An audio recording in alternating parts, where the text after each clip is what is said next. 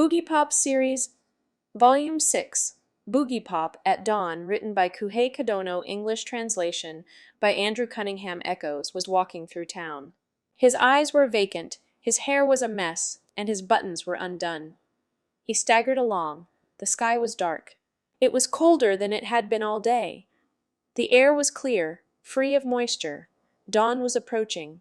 Echoes moved his legs forward, as if powered by some external force, dazed.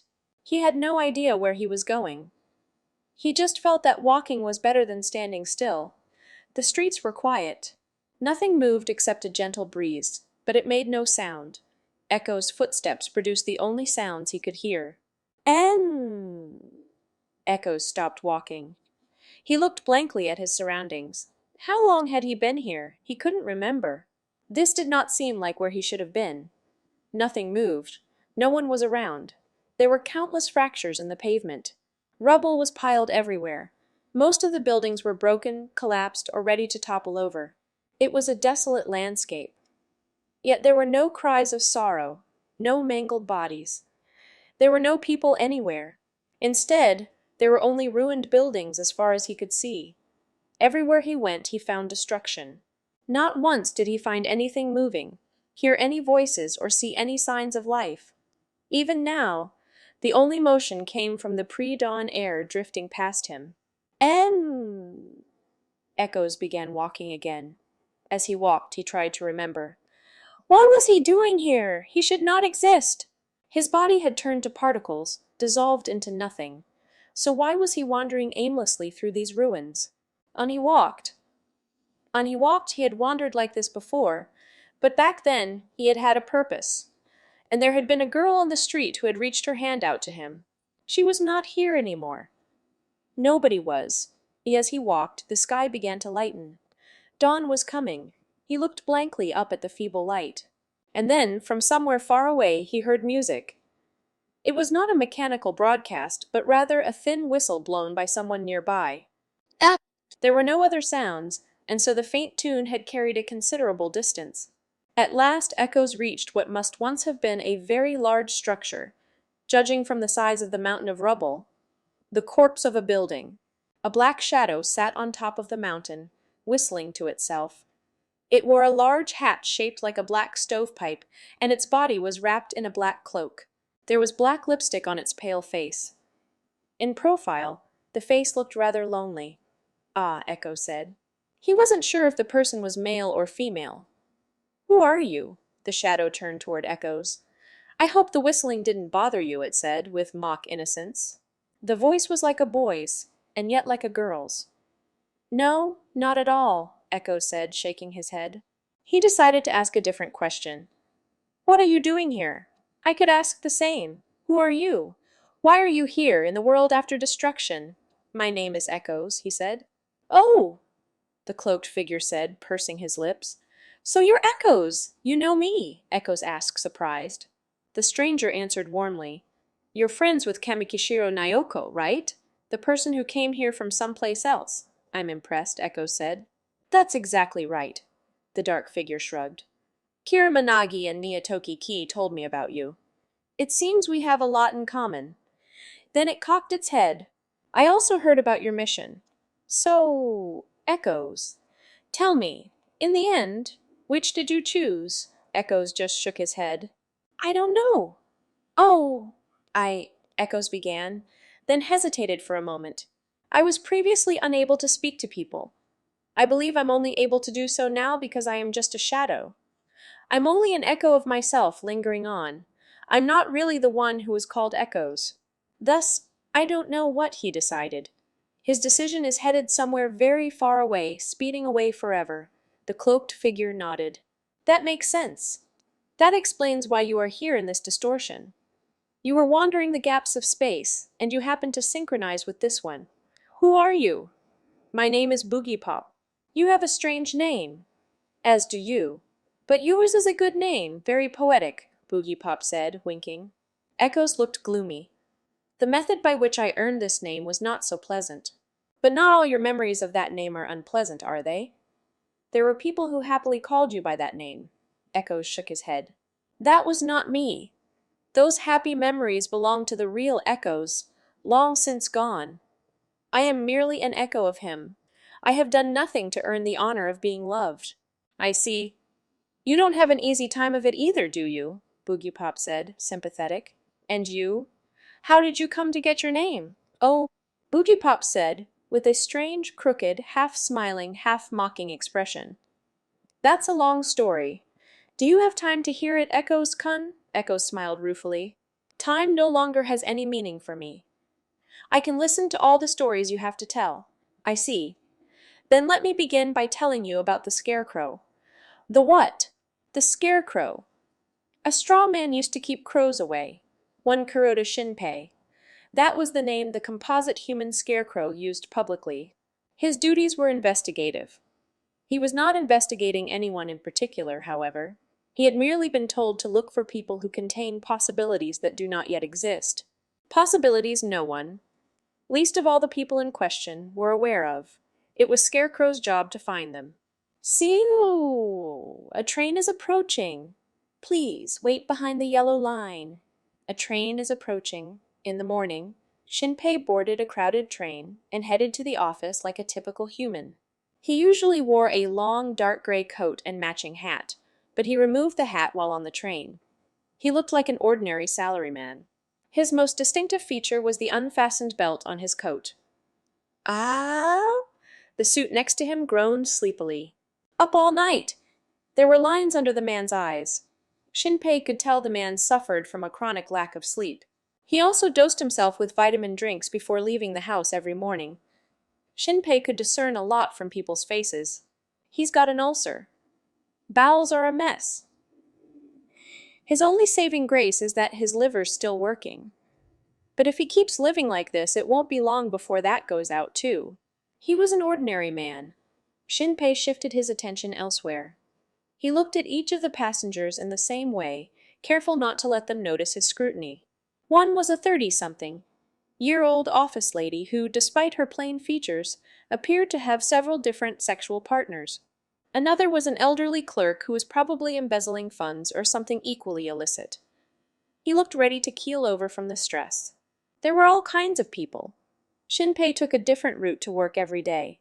It took more time than simply taking the shortest route, but he didn't have to worry about being late. 2 more trains and a bus later, he arrived at the Kuroda Detective Agency. It was located in the corner of a building with extremely cheap rent. Oh, Kuroda-san? You're in the office today? The building superintendent asked, grinning. This man was ordinary. He did not know who Shinpei really was. Yeah, just hoping someone hires me soon, Shinpei said, shrugging. This recession's killing me. But there's always work for detectives. There are plenty of jobs, but not any that pay. They chatted for a moment longer, and at last Shinpei was in his office. There were 2 doors, one of which had no lock. It served as the entrance to a waiting room for clients who dropped in while he was out. The second was the door to his private office. Unlocking this second door, he found a person waiting for him inside. Yellow Scarecrow, she said, waving her hand. She looked like a girl of about 17, dressed casually in jeans and a denim jacket. However, this girl had entered a locked office without leaving any signs of entry, and until he was in the room, he had not been able to detect her presence. She was like Shinpei. Hello, Pigeon, he sighed, taking off his hat and coat. I've got work for you. They want you to check up on Teretsuki Kyoichiro. Again, this is the 5th time. The girl called Pigeon shrugged. Axis has their eye on him. He's too successful. Maybe he's just that good. I can't see why having a knack for economics should be interpreted as preparation for betrayal. As they talked, Shinpei filled the kettle at the sink and placed it on the gas burner. It was much hotter than was strictly legal. The pot was boiling in no time. You rigged that yourself? That could get you evicted, the girl said, eyeing the burner with a grin. I hate waiting for it to boil. It's the aesthetics of it, he said, quickly setting up some coffee to drip. I'll take a mandarin. Do I look like I'm running a cafe here? No requests, he said, making her a cup of coffee as well, and taking the 2 cups over to the reception table. She joined him there, took a sip of coffee, and hummed appreciatively. I always look forward to this when I come here. Scarecrow, you could do this for a living. Everyone knows detectives are picky with their coffee. Part of my camouflage. Ha ha ha, how thorough, so. Details, her expression became serious. The TOA organization has raised the observation status of Teretsuki Kyoichiro to level A. Eliminate at any sign of suspicious activity. That is serious, Shinpei said gravely. For the duration of this duty, you can set aside your primary mission. Not like you found any impulse around here anyway. Doesn't the TOA organization prefer it that way? Yeah. Nothing wrong with not having enemies. Even so, someone else would probably take over his regular duties while he was busy. Since that person was just another pawn, Shinpei would not be told who was covering for him. Makes you wonder why they're working so hard to find enemies within, he muttered. I don't like it any more than you do, but his company is getting much too big. I doubt he wanted it to expand so much, but the investors insist that profits must always be better than they were the year before. You're defending him. Go ahead, that's fine with me. But you aren't getting out of the job, no matter what. Once the TOA organization made a decision, they never changed their minds. I know. I won't let sympathy color my investigation or my reports. Look out for yourself, Kay. She took another sip of coffee. It smells so good. The sort of smell that makes you want to keep on living? Exactly. We aren't human, and we couldn't live without the TOA organization. I know. We both have to do what we have to do. And we have to work together on this. Right? As friends? A scarecrow and a pigeon. Not the best couple, Shinpei chuckled. It's crows that can't stand scarecrows, not pigeons, the girl giggled. The bell on the outer door rang. Come in. It's not locked, Shinpei said, standing up to greet his client. A woman came in. She looked like a housewife in her late 30s, and she was very nervous. Probably here to find out if her husband's cheating. Ah, she stammered. Please sit down, Shinpei said, motioning her to the sofa. There was no need to worry about the room's previous occupant. The girl had already vanished without a trace, along with the cup of coffee she'd been drinking. They moved among ordinary people, always careful to reveal nothing of their true selves. That was the world they lived in. 2. The TOA organization was a group. No, they were too large to be called a group. They were a conglomerate that spanned the globe, monitoring and experimenting. They conducted research on evolution. The organization was driven to divine the source of human intelligence, to figure out what would come next, and ultimately to control the process that would get mankind there. More accurately, they were focused on keeping as much of humanity alive as possible in whatever that next step was. They saw it as a fight for survival. For them, it was an ongoing battle to ensure that mankind would win the inevitable evolutionary war. Their primary tools in the struggle consisted of a great number of composite humans. These soldiers were created by the most advanced genetic research humanity had to offer. The basis of the research was a mystery, top secret even among the members of the TOA organization. Kuroda Shinpei privately wondered if the source was something that had already evolved mankind. Of course, he never voiced this suspicion to anyone. If it were known that he was curious about it, he would have been disposed of immediately. And this was also Shinpei's private theory. If that source was not the future, but simply an individual mutation, a freak, then what the TOA organization was participating in was a farce of epic proportions. And that might be perfectly appropriate for us. Shinpei was walking through town, wearing his hat and dark gray coat, as always. He almost looked like a priest in the outfit. Children would occasionally point at him as he walked by, but for the most part his clothes did not stand out much in a crowd. The look was ideal for lurking undetected in dark places. He started by taking care of his detective work. It wasn't hard. He went directly to the cheating husband and said, "Your wife knows you're cheating. Are you going to stop?" The man promised to break it off immediately. Satisfied, Shinpei took several photographs as proof of the man's innocence, faking the times, and wrote a report claiming he had uncovered no suspicious activity. Affairs could be smoothed over when they weren't serious. He usually did the same thing if the woman was cheating. Unless, of course, his client had hired him to help win a divorce settlement. When he'd wrapped up the case, he hung an on-vacation sign on the door of his office and went to work. Teretsuki Kyoichiro. Even Shinpei did not know the man's real name. However, he was one of the TOA organization's terminals, and like Shinpei, he was probably inhuman. Kyoichiro's mission was to create an environment that would allow the TOA organization to experiment with various methods of economic distribution. He had been very successful, and his company, McKee, was one of the most powerful in the country. That naturally put the organization on their guard. He was too successful. Ironic. Using ordinary investigative techniques, Shinpei made his rounds checking up on McKee's reputation. Eh? Investigation? Ha ha ha! That's a waste of time. Poke 'em all you like. You'll get nothing out of 'em. Can't think of a single doubt I might have about them. Well, it's a one-man company, but as long as that one man is raking in the cash, who cares? Yeah, any deal you make with them turns into gold. Everywhere else you get paid late, if at all. Everywhere he went, he heard nothing but positive comments. There were no problems of any kind. The first instruction all TOA organization terminals received was to avoid suspicious activity. Clearly, Teratsuki Kyoichiro adhered to the command with diligence.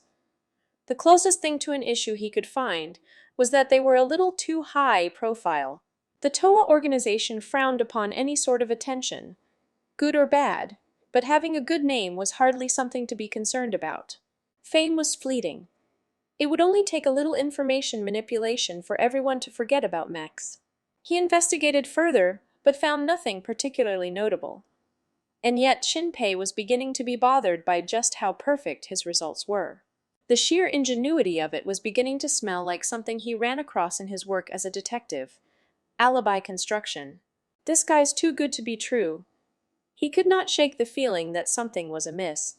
He reviewed Kyoichiro's cash flow again. His eyes caught on a property investment he'd overlooked the first time. It was a donation to a prefectural general hospital. Not too uncommon, really. Private enterprises often voluntarily helped out hospitals and medical organizations. But was this done just to incur goodwill? It wasn't the most efficient way to provide aid to a public services organization. Compared with the flawless performance everywhere else, this seemed nice. He had no real reason to be suspicious, but even so, Shinpei decided to check it out. And so he was walking through the streets, covered in dark gray, heading for the hospital. On the way, he bought a bouquet of flowers, disguising himself as a visitor. He amused himself by making a whimsical bouquet of peonies, golden lace, and garden bride. Roses were too hard-boiled for him. He preferred to avoid them. The hospital was large. The building was an octagonal prism, 13 stories tall. It was a strange shape, but presumably chosen because of space limitations combined with a desire to fill the available volume as effectively as possible. Teratsuki! She certainly has a penchant for strange buildings, Shinpei muttered as he went in. Due to the large size of the complex, there were a number of security guards monitoring the grounds. However, the main hospital area was open to anyone. He wandered around briefly, searching for nothing in particular. The first-floor lobby was filled with people waiting for their prescriptions to be filled.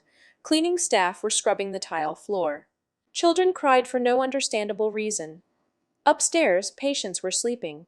But recovering women were laughing loudly with visitors, heedless of the suffering around them. Nurses rushed back and forth, always on their feet. Nothing out of the ordinary. Was I overthinking it? Maybe it was just a friendly gesture. Still holding the flowers, he headed onward. Glancing at the floor guide near the entrance, he noticed an arrow pointing into the building next to the word garden. Curious, he followed the arrow. The center of the octagonal prism was hollowed out, and there was a garden in the middle.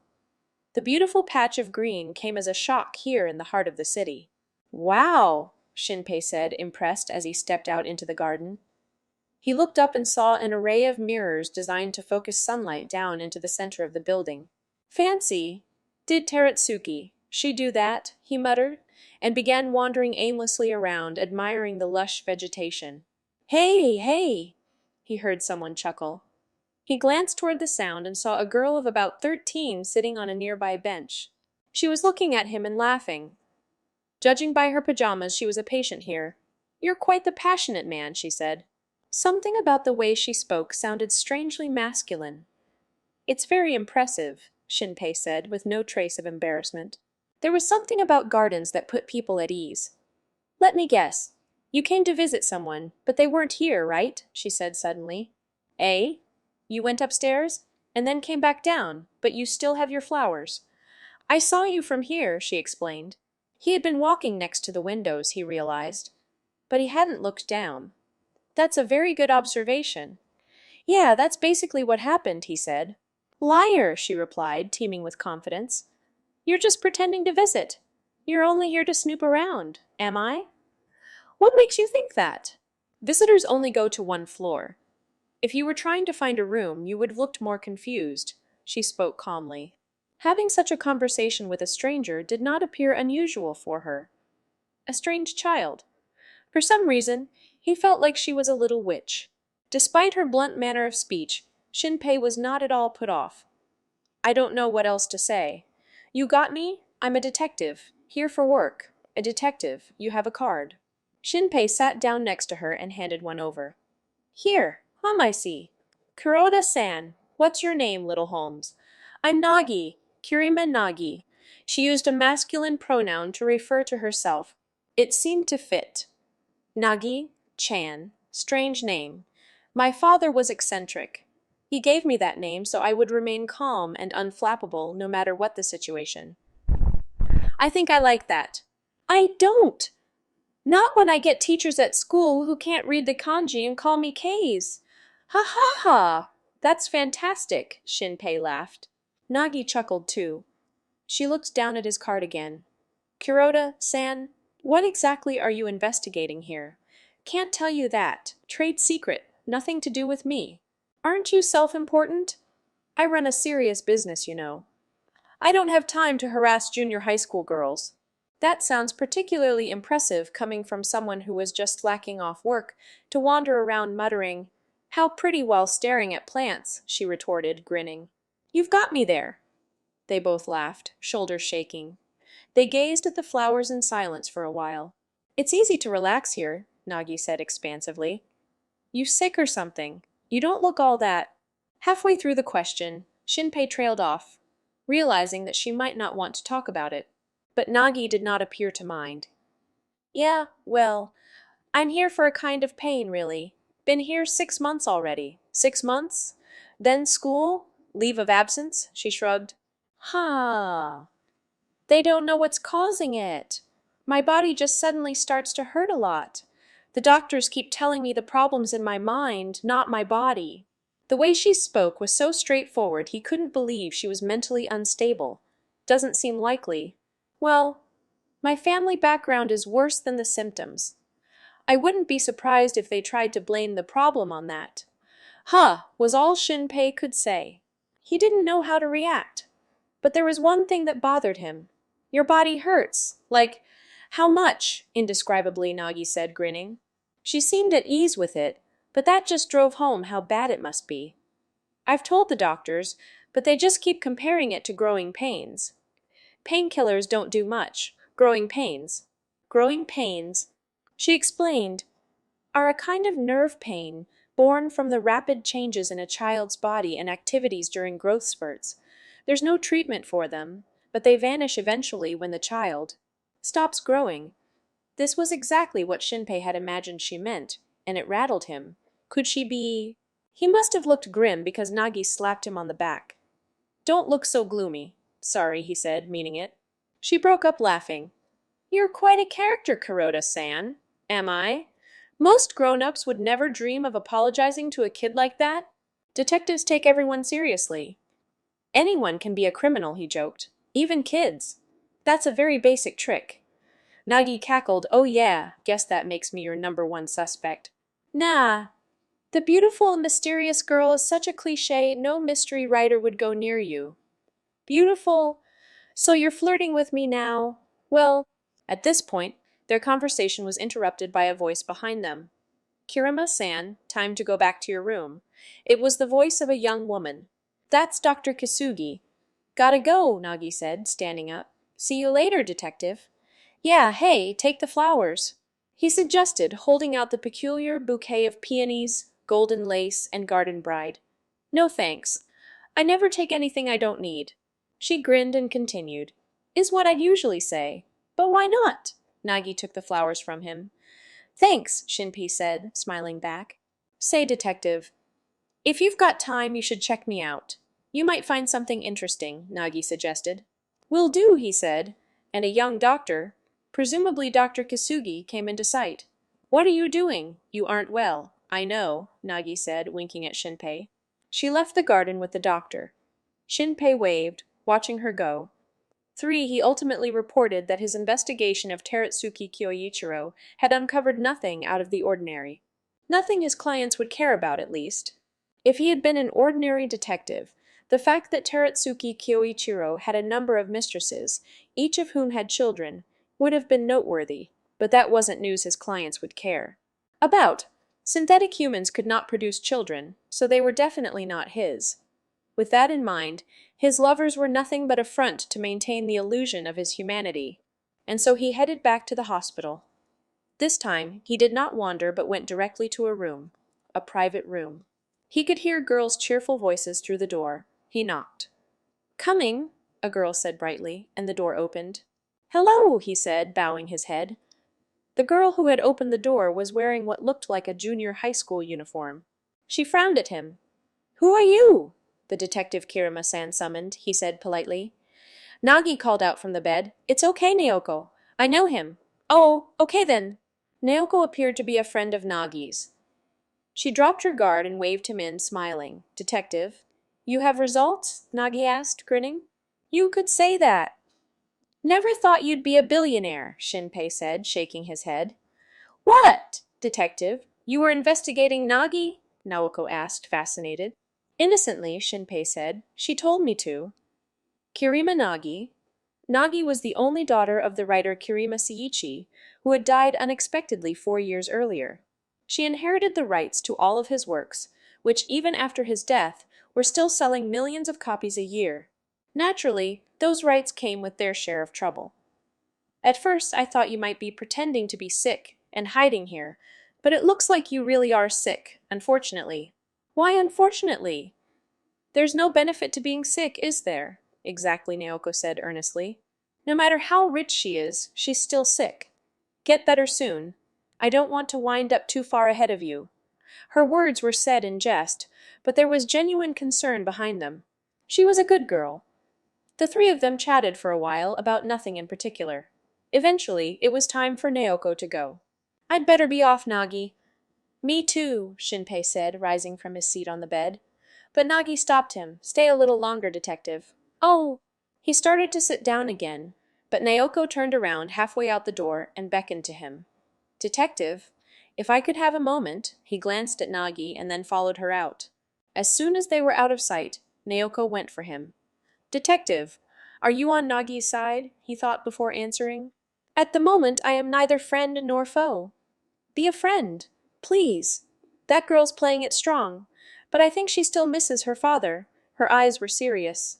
I'll see what I can do. Really, promise. Yeah, I'll try. Naoko was not so easily convinced. She made him swear to cut his pinky off if he was lying. When he came back in, Nagi was laughing. So much for being hard-boiled. Shinpei winced. You heard? Then he smiled. She's a good friend. I know. I'm lucky to have her, Nagi nodded. Now, to business. Have you made up a bill yet? Shinpei grimaced. What are you talking about? Don't play dumb. You got my agent fired for embezzling, didn't you? I did nothing. I just asked a couple of questions, and he suddenly promised to quit. So how come a large sum of money, matching exactly what was missing, was transferred into my account? No idea. Maybe one of Kirimasichi's books had an unexpected reprint, Shinpei said, sticking to his guns. Nagi glared at him for a long moment, but then she sighed. You're a great detective, Kuroda-san. You think? I don't mind the compliment, but I'm afraid it takes more than that to convince me, he protested. Nagi ignored him and asked pointedly, Why did you do it, Kuroda-san? Shinpei looked serious, but said nothing. I hate thinking about stuff this way, but were you trying to win me over? What if I was? Tell me to scram, and you'll never see me again, he shrugged. Nagi. Nagi fell silent for a moment, then seemed to make up her mind. Kuroda-san, I don't understand. What? What I should do? Even if I get better, what kind of person should I be? Her tone was somewhat disconnected. Shinpei matched it. What do you want to be? Maybe a writer? Like my dad? Meet a great guy and get married? Use all that money and start a business? I don't know. None of those sound right? She was completely calm, speaking as though she were discussing the dissection of a frog. This girl was much too smart. She saw the deceit that lay behind the promise of each potential destiny. But she had not yet been convinced that she had no future. She may have considered the possibility, but she had no intention of becoming the heroine of a cheap tragedy. Even if she knew the truth, she would probably stay that way. I don't believe anyone manages to live a life that sounds right, Shinpei muttered. Not even detectives. You don't think your job is worth it? Nah. Detective work's a dirty business. He saw himself as an informant, forced to spy on people who should have been on his side. Really? I was thinking I might want to be a kind of detective, she said, flopping back on her pillows. Maybe I should reconsider. Kuroda? San? You ever want to be anything besides a detective? Maybe something like a superhero, Nagi snorted. Please. No, really. I mean it. Detectives get tied down by all kinds of boring stuff, but superheroes get to solve crimes without dealing with any of that other crap. I wouldn't mind doing that. He was half joking, but Nagi became oddly serious. She said, nodding. Then she looked up again, eyes glittering. You should go for it. You'd make a good one. But how? I'll sponsor you. You decide the rest. Huo, Shinpei grimaced. Think about it, Nagi said, eyes gleaming, leaning toward him. You shouldn't say things like that so easily. People will take advantage of you. Screw it. I've never been too fond of my money anyway. If it was you doing it, I wouldn't mind being cheated out of every last yen, she said, looking him right in the eye. He was reminded again just how young she really was. Nah, I wouldn't, he started to say, and then noticed something was terribly wrong. Nagi's face had suddenly crumpled, and she collapsed onto the sheets. She groaned. Shinpei's eyes widened. This must be the pain she had mentioned. Oh no, I'll call a doctor. He reached for the call button next to the bed, but Nagi suddenly grabbed his hand. He looked toward her with a start, and she glared directly into his eyes, grimacing in pain. Her voice strangled. She rasped, really. Think about it, please. Shinpei could say nothing. He just pressed the call button. The doctor came running. It was not Dr. Kasugi, but a male doctor.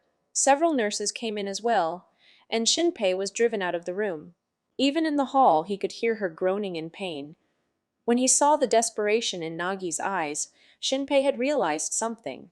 She knew instinctively that she would never be cured. He opened his hand, the hand Nagi had grabbed a moment before. Smoke rose from his palm. It was burning, because Nagi had grabbed him. There was no doubt about it now. She was experiencing growing pains, but it was not any normal kind of growth. She was evolving. She was definitely one of the emples the Toa organization was working so hard to find. What's more, he knew her evolution was destroying her body. She was destined for failure, unable to survive the change. She was an evolutionary dead end. No matter what any of her doctors did, she had no future. He stared down at his burned hand. I've done it at last! He had finally fulfilled his mission. He had found an impulse. It was a huge success for his primary directive. Even if she was a faulty sample, every impulse was valuable, worth securing for their research potential. She would be taken to a facility, subjected to countless tests, and after they had finished experimenting on her while she was alive, her lifeless corpse would be dissected. I've done it. All this time spent disguised as a detective has finally paid off. All those shoes worn thin investigating love affairs was not for nothing. He should have felt the bliss of success earned after so many years of empty results. But why did he not feel happy? Ha! Suddenly, face twitching, he started to laugh. Ha ha ha! Ha ha ha ha! Ha ha ha ha! It was a hollow laugh that shook the air in the hospital, causing the temperature to drop. A cold echo spread out around him. 4-Mo Murder received emergency orders. Publicly, he was an ordinary salaryman named Sasaki Masanori, But in truth, he did not work for any company. There were records that could prove his employment at a major food manufacturer, but those were fakes provided by the TOA organization. His real career was in a different field. He was an assassin. Mo Murder was a simple combat-type synthetic human, and it was his job to dispose of anyone who might harm the TOA organization. This time the call came to his cell phone while he was walking the streets as usual, pretending to be a normal businessman while actually searching for signs of an impulse. Sasaki here. 3 in progress. Accept order at 8:30 through, a voice said in lightning, fast Hungarian, and then hung up. He quickly headed to the specified location, an ordinary coffee shop named Changlesy. A contact was disguised as a waitress there, and she gave him further information that he immediately proceeded to act upon. Name of Scarecrow, human name Kuroda Shinpei. Kill on sight for traitorous actions. Namely, an attack on facility Res 2022. Why the hell did he do that? Destroyed the facility, reasons unknown. Damage concentrated on drugs and equipment? Was he trying to get some sort of medicine or related equipment? What's he going to do with them? He checked his target's combat abilities and made a few educated guesses at his mental state, analyzing the data as best he could.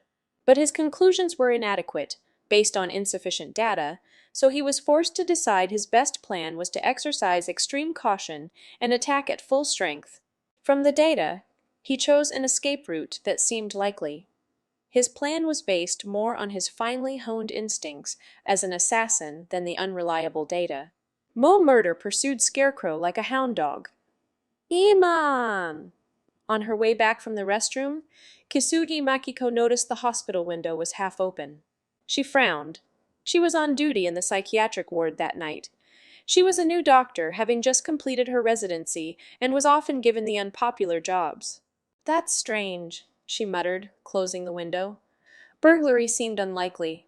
This was the 7th floor. No thief would climb this far up. Had someone simply forgotten to close it? That certainly seemed to be the most probable scenario. She turned and began to head back to her office. Then she heard something clink. She stiffened and called out toward the sound. Is someone there? From a different direction, she heard loud pounding and someone swearing. Kisugi Makiko ran toward the noise.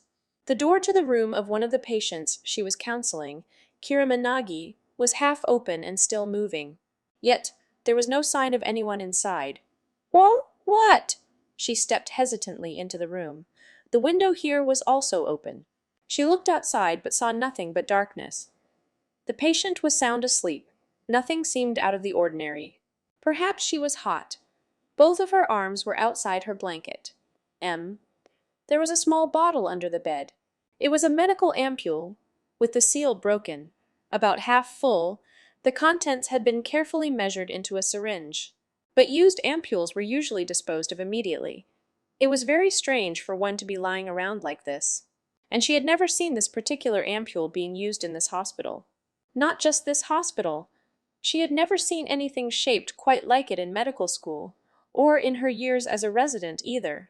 She found herself reflecting on the contempt she received from the head doctors on account of her gender, on the sneers of the older nurses because she was new, because she hadn't graduated from a particularly prestigious school. Before she knew it, she was lowering the ampule into her pocket, careful not to spill any of its contents. A moment later, a security guard came running in. He must have heard her voice. Dr. Kisugi, something wrong? Careful not to let him see how fast her heart was beating, she said quietly. No, it was nothing. The half-filled ampule was carried away unseen in Kisugi Makiko's pocket, moving to a place unrelated to the present situation. Dad! Damn it! Like an amateur, Mo Murder ground his teeth. Scarecrow was fleeing through the nighttime streets. If Mo Murder had not let himself be so overcome with surprise that he made a sound and attracted the attention of that woman doctor, he would have been finished long ago. But the hospital room Scarecrow had probably chosen at random to hide inside. Mo Murder had recognized the name of the patient, and it had rattled him. Kirimanagi, that man's daughter, the daughter of Kirima Seiichi, the man he had killed 4 years ago. Of all the places for him to hide, Scarecrow had only gone to the hospital to acquire nourishment. Mo Murder had seen him stealing glucose. He was also injured, so he must have been looking for painkillers as well. He had probably ducked into that room to inject himself without anyone noticing. But for that room's occupant to be one of the few people who could ever have slowed Mo Murder down, it was a staggering coincidence. But it was a coincidence. This has nothing to do with that man. My fate is not still tied to his. Mo Murder shook his head, desperately trying to stop himself from thinking about Kiramanagi. Scarecrow was fast, but he was wounded and could not run forever. Mo Murder cleared his head and put aside his blunder, like an athlete trying to achieve a come-from-behind victory. Quietly and unerringly, he pursued his target. 5 as Shinpei ran, he asked himself, why? Over and over. The assassin's attacks were astonishingly precise and swift. They were over in an instant, the assassin gone before he even had a chance to fight back. His assailant wasn't trying to finish him off directly. Instead, he was just picking away, gradually weakening him. It was working.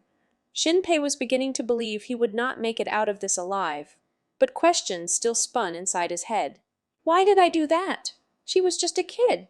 He'd spent a couple of hours with her at most. Why would he go and throw his life away for her? He had stolen a powerful drug called the evolution medicine from a Toa organization facility. Then he had injected Nagi with it. His hands had been shaking, so first he had taken some painkillers as a sedative. The medicine would accelerate the evolution of any human, but in Nagi's case, since she had already started to evolve, it would act as a vaccine against the possibility lurking within her body. At least in theory. If all went well, her body would become that of an ordinary human again, and she would avoid being killed by an incomplete transformation. He had carefully chosen the amount to inject, but even so, it was very risky. It might have no effect, and its potential side effects could easily kill her instead of saving her. If that happened, all of this would be in vain. He knew that. So why had he risked everything on a gamble that might save her? Honestly, what was I thinking? The assassin's attacks were persistent. Eventually, Shinpei was so badly injured he could barely stay on his feet. He had lost a lot of blood and his eyes would not focus. The assassin jumped out of an alley and struck him hard on the head. But Shinpei still wore his hat, under which he had hidden a metal plate. The assassin's knife was deflected, twisting his assailant's hand awkwardly. "Ah-ha! Gotcha!" Shinpei cried, attempting to flee. But there was nowhere to run. He staggered around the back of a building across the grass and collapsed to the ground. Ah! Ah! All his strength left him. He looked up at the sky. It was morning now, and the sky was clear and blue. He hadn't noticed the transition from night to day. There were a lot of people behind him. He wondered where he was and then heard a voice over a loudspeaker. Mourners attending the Miyashita funeral. Please come to the main hall. He could just make out a tall pipe rising to the sky, emitting smoke. A crematorium. Huh, the perfect place. He wasn't getting up again. No force of will could make him move. His body was dying. It was surprising enough that he'd managed to run this far. Really? Promise? You should go for it. Girls' voices were in his head, but at the same time there was something unpleasant rising up inside him, an agonizing pain. Oh God! Even with all this, I'm still not. But his thoughts were interrupted as he noticed the black shadow standing in front of him. His eyes were too weak to see anything clearly, but he could tell it was not the assassin. It was too small. A child, perhaps. In his blurred vision, it looked less like a person and more like a pipe rising out of the ground. "What are you doing?" it asked. The voice was clear, but he could not tell if the shadow was a boy or a girl. Not a lot, he tried to say, but his lips would not move properly, and he barely made a sound. It felt like he was only speaking in his mind. But the shadow seemed to have no problem understanding him. "But you're dying," it said, apparently. "You aren't scared." "Sure I am, then." "Then why are you so calm?" It seemed like the tone of the voice changed suddenly in mid-sentence.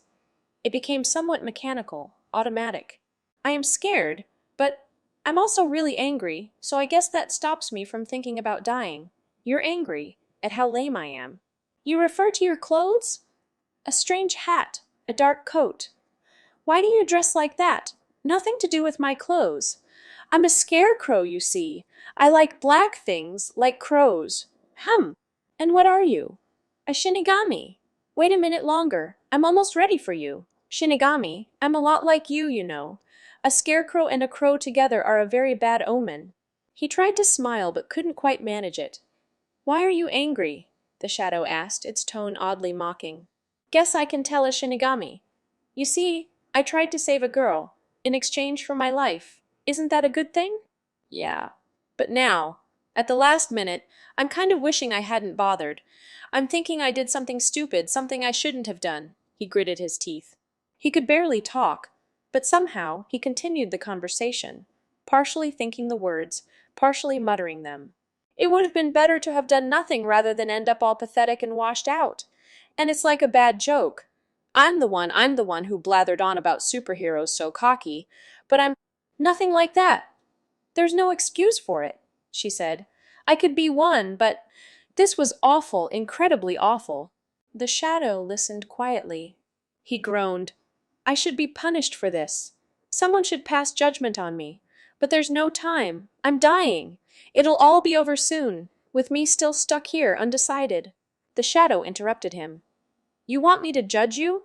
Eh? If I do that, will you become the superhero you want to be? Would you wish for the regret in your mind to be cast aside? Would you want your mental state to once again become one she can be proud of? To return to the moment when your mind was a beautiful thing? The shadow's voice was emotionless. It was mysterious, unfathomable. For a long moment he did not respond, but at last the conversation in his mind resumed. What are you? You called me a Shinigami? You're probably just a delusion. An illusion you see and hear as you die.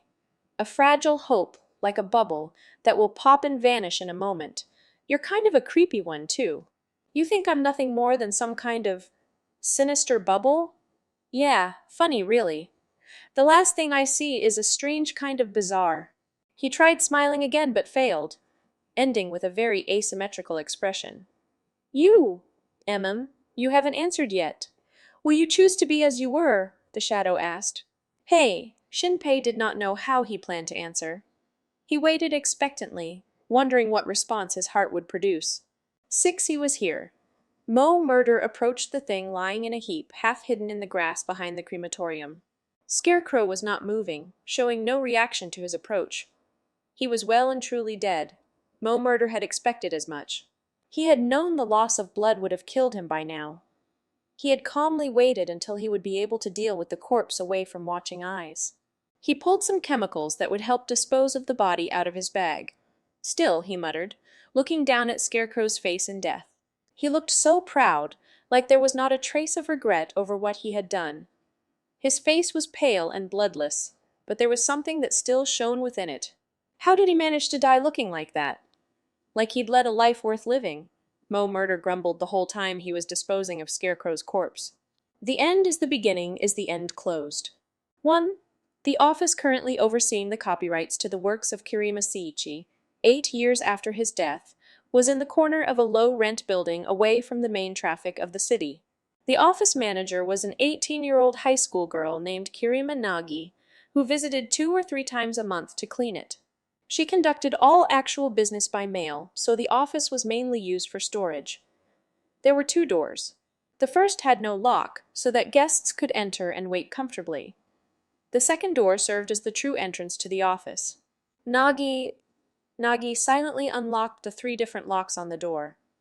Inside, she looked around to see if anyone was there, a habit acquired long ago. Of course there was no one here. As always, this made her sigh.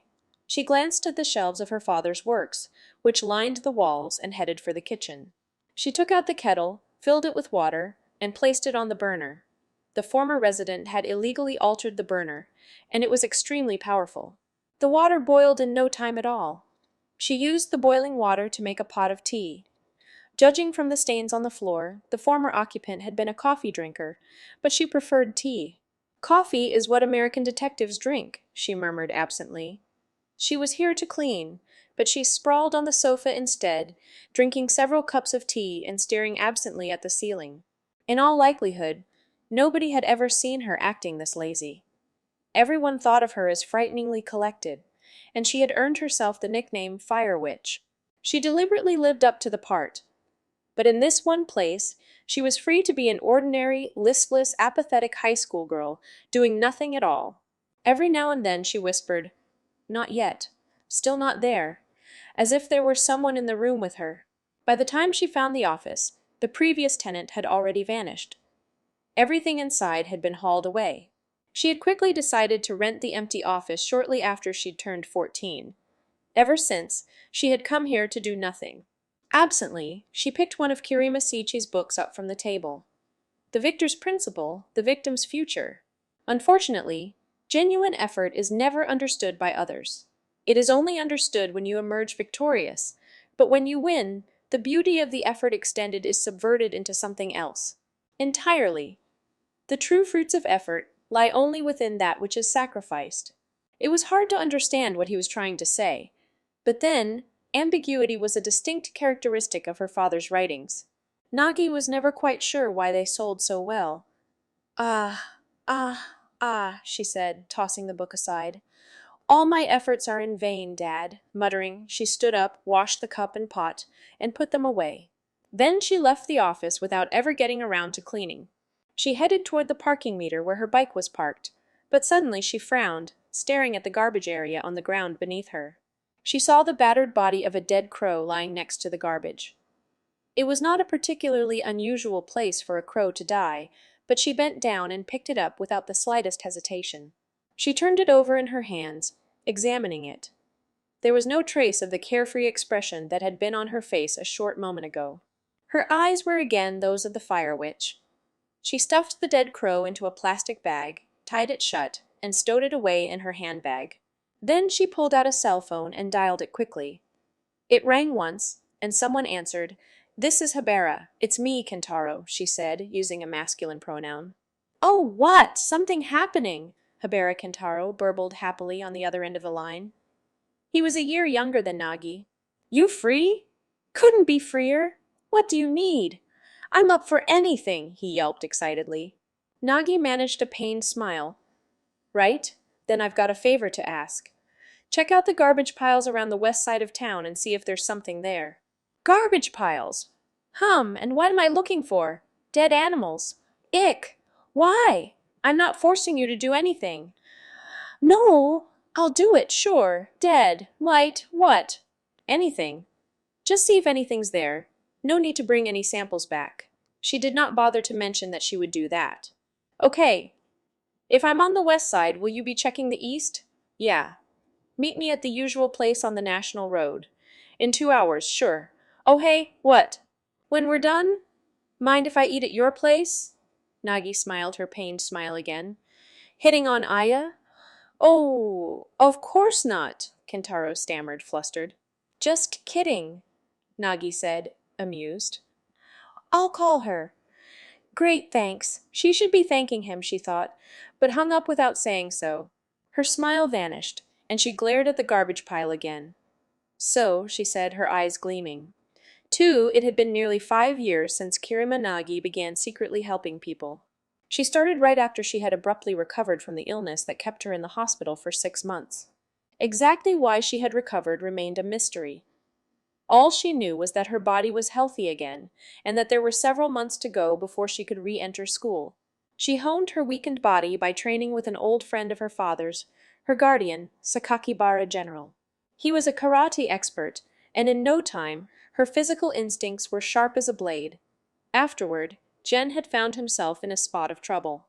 It was serious enough that he had to leave Japan.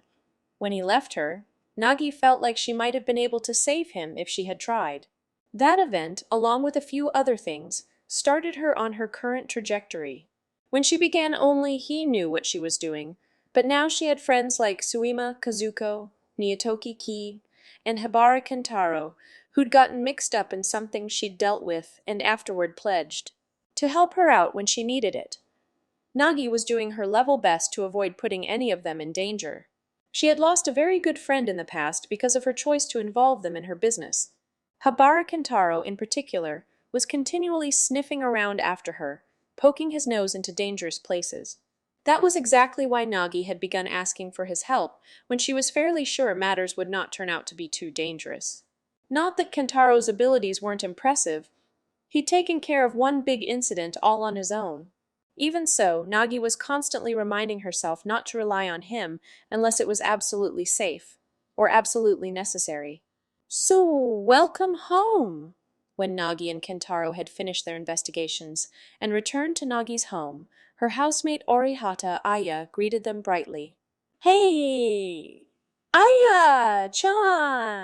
Long time no see, Kentaro called out. Aya snorted. Habara-san, you were just here last week. Oh, was I? Both of them laughed. That smells good. What is it? Nagi asked, pulling her boots off. Beef stew. I was making a lot anyway, so when I heard Habara-san was coming, it was kind of a relief, honestly. You're so nice. Kentaro said, nodding earnestly. Then he suddenly asked, "Oh, right.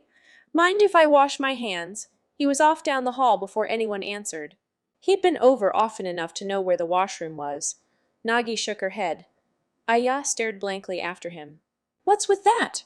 "Probably touched a dead cat or something," Nagi said. Aya's eyes widened. Oh, more importantly, dinner's waiting, right? Sorry we were late." "Oh, no, not at all," Aya said, shaking her head and smiling. Looking at Aya, Nagi marveled again at how much happier the girl seemed.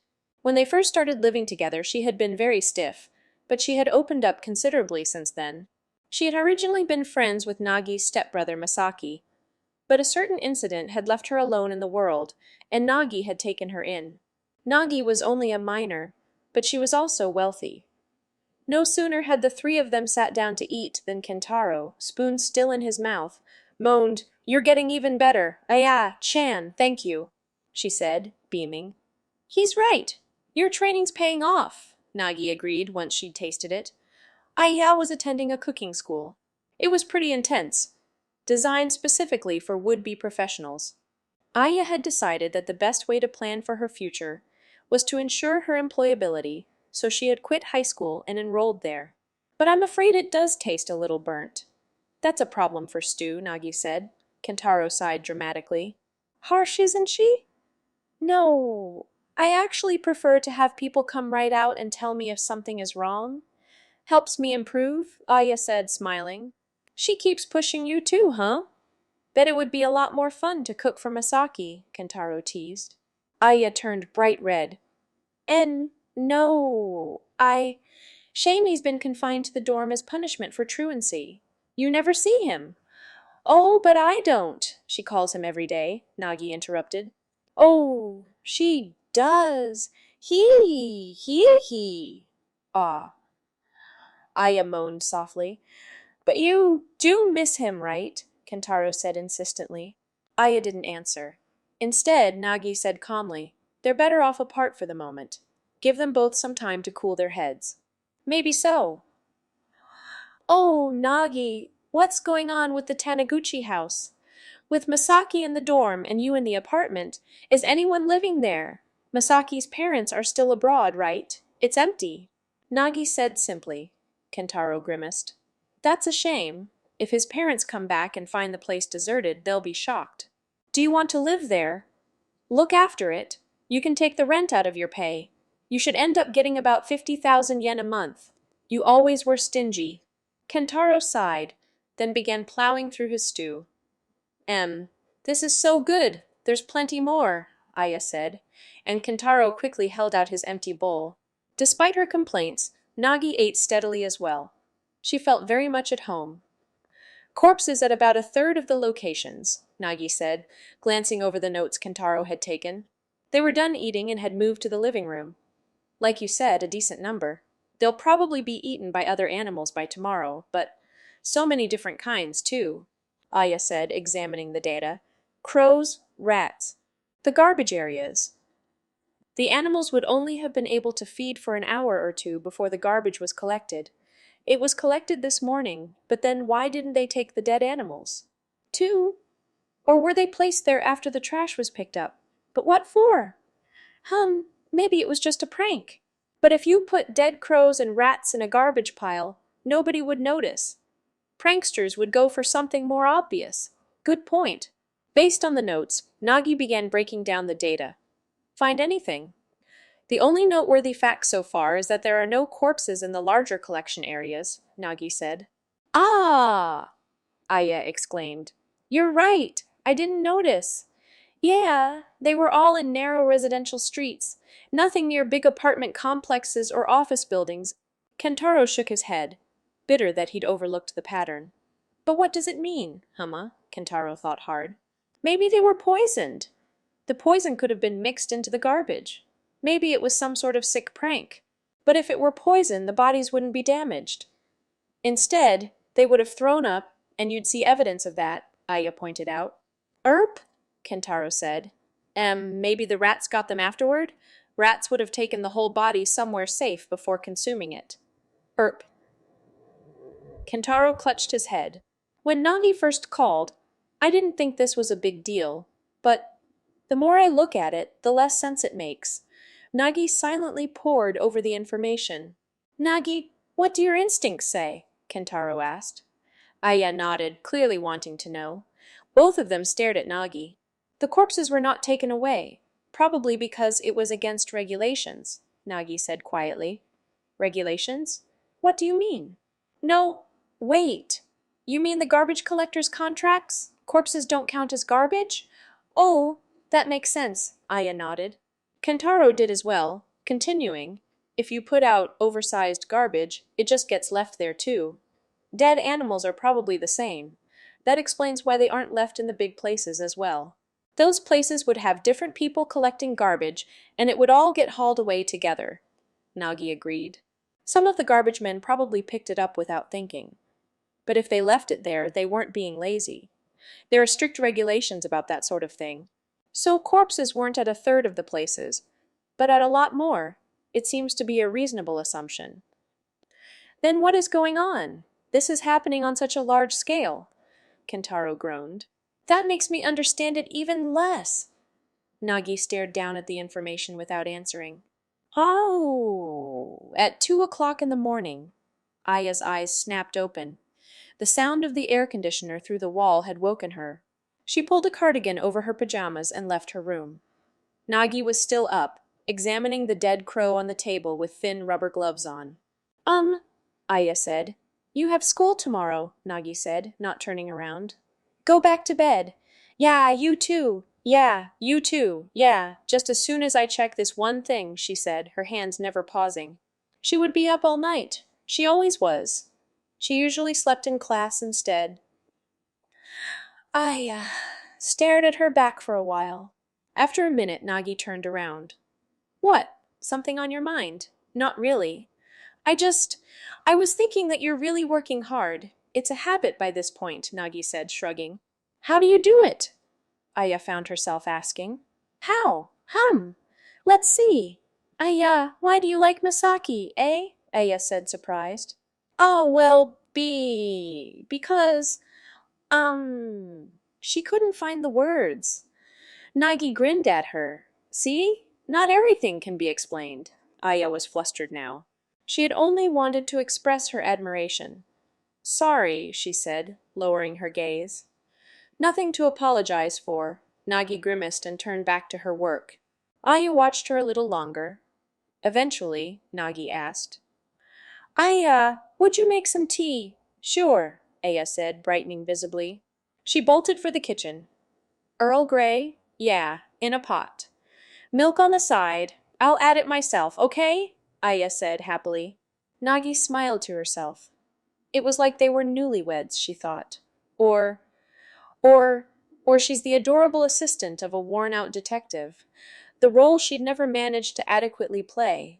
Nagi sighed, covered the dead crow with a sheet, and stood up. 3 Nagi, what do you think being normal means? Kiramasiichi had asked as he died. He was coughing up blood on the floor of his workroom, gasping as he breathed his last.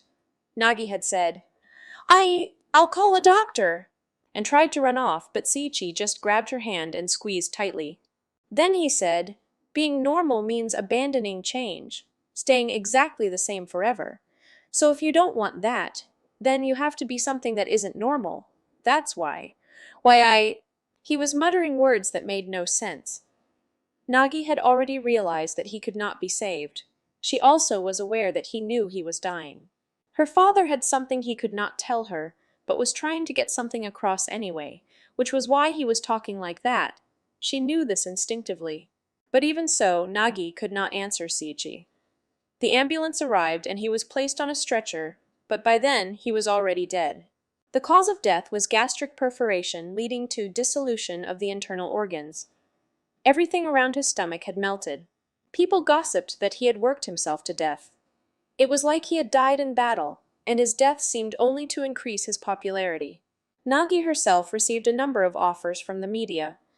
She bore a heavy burden, as she was the daughter of a celebrity and was also very beautiful. But Nagi rejected every proposal. Some of them were very persistent, but Sakakibara Gen was able to help get rid of them. Nagi occasionally asked Gen about her father's death. "Sensei, did my father like his work, dunno?" Gen was a tall, skinny man with an impish expression. At a glance, you would never guess he was a martial artist. No matter what, his first reaction was to insist that he knew nothing. It was hard to tell if he wanted her to think for herself or was just being cautious, but that was the kind of man he was. He always seemed like there was something driving him forward. Looking at it now, it's easy to say it was death, but somehow I just can't quite make myself believe that. He scratched his scraggly beard. Then what was it? I just think he was pissed off. I mean, it was like he felt things ought to be working out okay, so why did the world turn out this way? After all, he was an enemy of society. That had been Kirima Seiichi's self-selected nickname. Pissed off. That's so simple it actually makes it harder to understand. Ha ha ha. Seiichi said that to me all the time. Jen, everything you say hits the truth with such accuracy it completely misses the point. But he was friendly with you. He didn't spend all his time being angry. No, well, he was never much good at meeting people and would never work particularly hard at getting along with anyone. Yeah, like Mom? Mom? And it's complicated, Jen sighed. For a moment they sat in silence. Nagi was the first to break it. Sensei, she said. What? Did my father think he knew everything? That he was the smartest person in the world and could understand anything? Did he ever feel like that? Not sure. Certainly he was smarter than anyone else I've ever met. But he always insisted that I was much smarter than him. Of course he might have just been making fun of me, but when he learned, something he didn't know, he would always say, fascinating. He was never embarrassed by a lack of knowledge. And he often said that he was really an idiot, didn't he? I never knew if he really meant that. Neither did I. Even 8 years later, Nagi never knew how serious her father had been. Yet it was early in the morning, just after dawn. There was no one on the road running along the river. The only sound was the gentle burbling of the water. There were homes nearby, but everyone was still sleeping. The area was one small gap in the constant bustle of the world. They had recently finished repaving the road, and the new asphalt gleamed on the surface. Footsteps were tapping along it. They came from a man in a suit and tie. He appeared to be a dedicated worker, a middle-aged government employee. There was a plastic garbage bag in his hand. The dark shadow of exhaustion was on his face. He must have been under a lot of stress. He sighed loudly and hefted the garbage bag, staring at it contemplatively. Guess I should hurry, he said, and tossed it onto the garbage area next to the road. It was still early, and there were only 2 or 3 other bags there, probably put there the night before in defiance of regulations. The man turned around and headed back the way he had come. He stopped a few seconds later. There was someone in front of him. How long had she been there? I see. So it was you. The man went stiff. Not only because he'd been addressed directly, but also because this person was majestic and seemed to be radiating a beautiful light. She wore a leather jumpsuit and sturdy steel-tipped boots. It was Kirima Nagi, the girl who people called the Fire Witch. Who are you? Who I am is not important. The problem lies with you. What do you mean? You're the bad guy, aren't you? She said abruptly. The man gaped, taking a step backwards. Nagi took a step forward. I understand 2 things, Nagi explained. First, that you were acting alone. This was not carried out by any group. Those clothes, that suit, are an act, Even if someone sees you, they'll just think you're a salaryman who's been asked to take out the trash. It keeps you from attracting suspicion. If you had help, you'd never need to do that. You could all coordinate your tasks together. This case had that air about it from the beginning, but now I'm sure of it. The man flinched. She was unrelenting, but he quickly coughed and tried to gain the upper hand. Who do you think you are? You look like you're still in high school. What are you blabbering on about anyway? What case? What do you mean? I have no idea what this is about. He seemed sure that children would be cowed if he just acted arrogant enough. What school do you go to? Depending on what you think you're doing, I may have to report this to your teachers. Certainly, the average high school student would get flustered if an adult suddenly scolded them. But Nagi was no ordinary girl. She carried on as if he'd never spoken. Second, you are acting calmly in full knowledge of the possible consequences. That's why the hand that darted into your pocket when I called out to you swiftly came out empty. If you used the gun you're carrying, you would not be able to talk your way out of this. She pointed at the bulge in his pocket. The man went pale.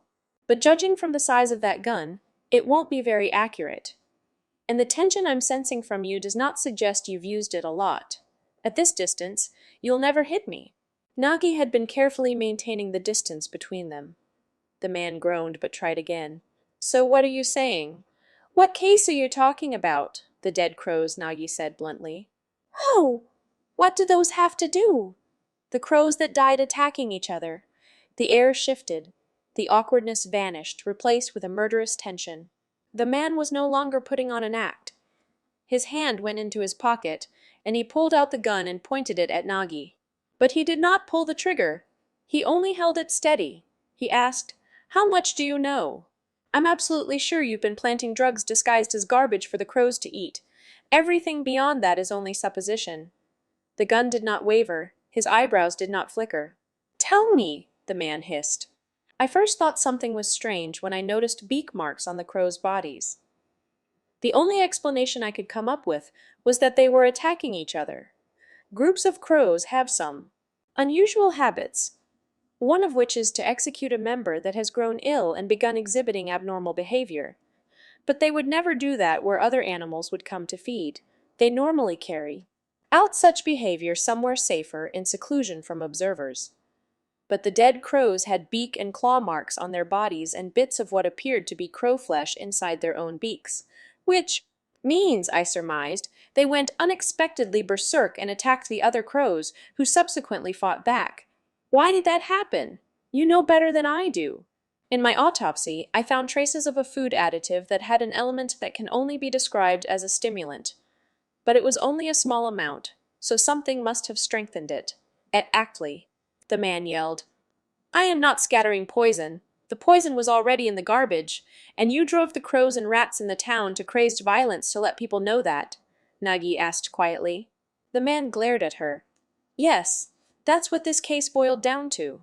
This oddly calculated plan had been lurking behind what appeared to be simply a dead crow in a garbage area. I did! How many crows and rats are there in the city?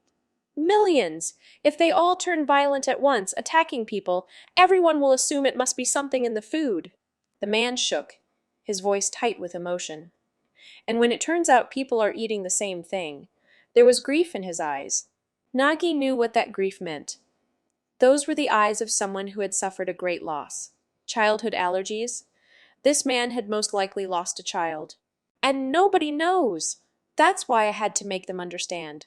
That's why. In that case, you're finished, Nagi interrupted. Mom? The man blinked at her. What do you mean? I noticed. You were doing this because nobody knew. But now that I've noticed the truth behind your actions, there's no need for you to continue. She looked him right in the eye. The man was stunned. She walked slowly toward him. He watched her, dazed. He only recovered and tried to shake her off when she put her hand on the gun. A moment later, his body was airborne, and he landed hard on his back. Nagi's hand had twisted ever so slightly, but with enough force to send a grown man flying. It wasn't corrupt. This was an Aikido move. She looked down at the gun, swiftly ejected the bullets, and then dropped it on the ground next to the man. He'd hurt his spine and could not stand up. Ooh, he groaned. tears flowing down his cheeks. Nagi addressed him coldly. Think about it. If all the crows go berserk, they will attack the weak. Those in the greatest danger will be babies. Is that what you want? The man wailed, sobbing in earnest. All the tension had left him. I just, I just... Ignoring him, she went over to the garbage bag and cut it open with a knife. It was filled with thinly sliced meat, with bits of paper and something white scattered over it. The feed. Nagi gathered that up and stuffed it in her bag, then closed the garbage bag again and put it back on the pile. So, she said, turning to leave. Wait, the man called out. He was on his feet, unsteady but upright. Why don't you arrest me? You have not committed any crimes. No point in taking you to the police. The feed itself is probably not poisonous. Throwing it out in the garbage is not a crime unless I can prove cause and effect. But, yeah, you're right. There is one person who thinks this is a crime. You, even though you must have been the first to realize that crimes required proof. If you still have the resolve to tell the world, then do so. You are the only one who can. She turned her back on him again. The man hung his head, but a moment later looked up and asked, What is your name? Nagi did not turn around. Unlike some people, I do not like giving out my name, she said and walked away. So what was it all about? Kentaro asked when Nagi came back to the bike where she'd left him waiting. I basically get that this was all revenge for a baby that died when that guy fed it something with that additive in it. But why didn't he just take it to court in the first place? He was probably too sad. Huh. He most likely didn't think about anything for a year. Only afterward did he start to suspect that the additive might have been the cause of the tragedy. But after that much time had passed, it would be pretty hard to get anyone to listen to him. He was too late. And the manufacturer has really good lawyers. I see. So that's why he tried this. But should we really just let him go? Won't he go public with what he did? He might. And he might tell everyone about you. I'm not so sure. I've decided I'm just going to take that risk, Nagi said, not sounding the least bit worried.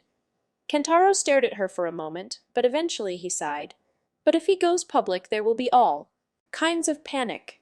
Like all the fuss over Teratsuki Kyoichiro, or those serial killings 5 years ago, where that Sasaki Masanori guy almost killed Suima-san, Nagi grimaced. Seeing this, Kentaro sighed.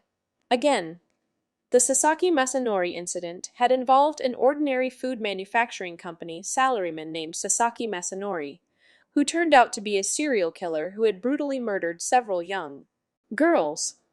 Nagi's friend Suma Kazuko, who Kentaro had met several times now, had been on the killer's list and narrowly avoided becoming a victim. According to the police reports, Sasaki Masanori had been found hanging from a rope, a suicide. But from what Suma had told him, the case had actually been solved in secret by Nagi herself, when she was only 14. Whenever the subject came up, Nagi became obviously annoyed and refused to talk about it. Kentaro felt hurt by this, frustrated that Nagi wouldn't open up to him, wouldn't trust him.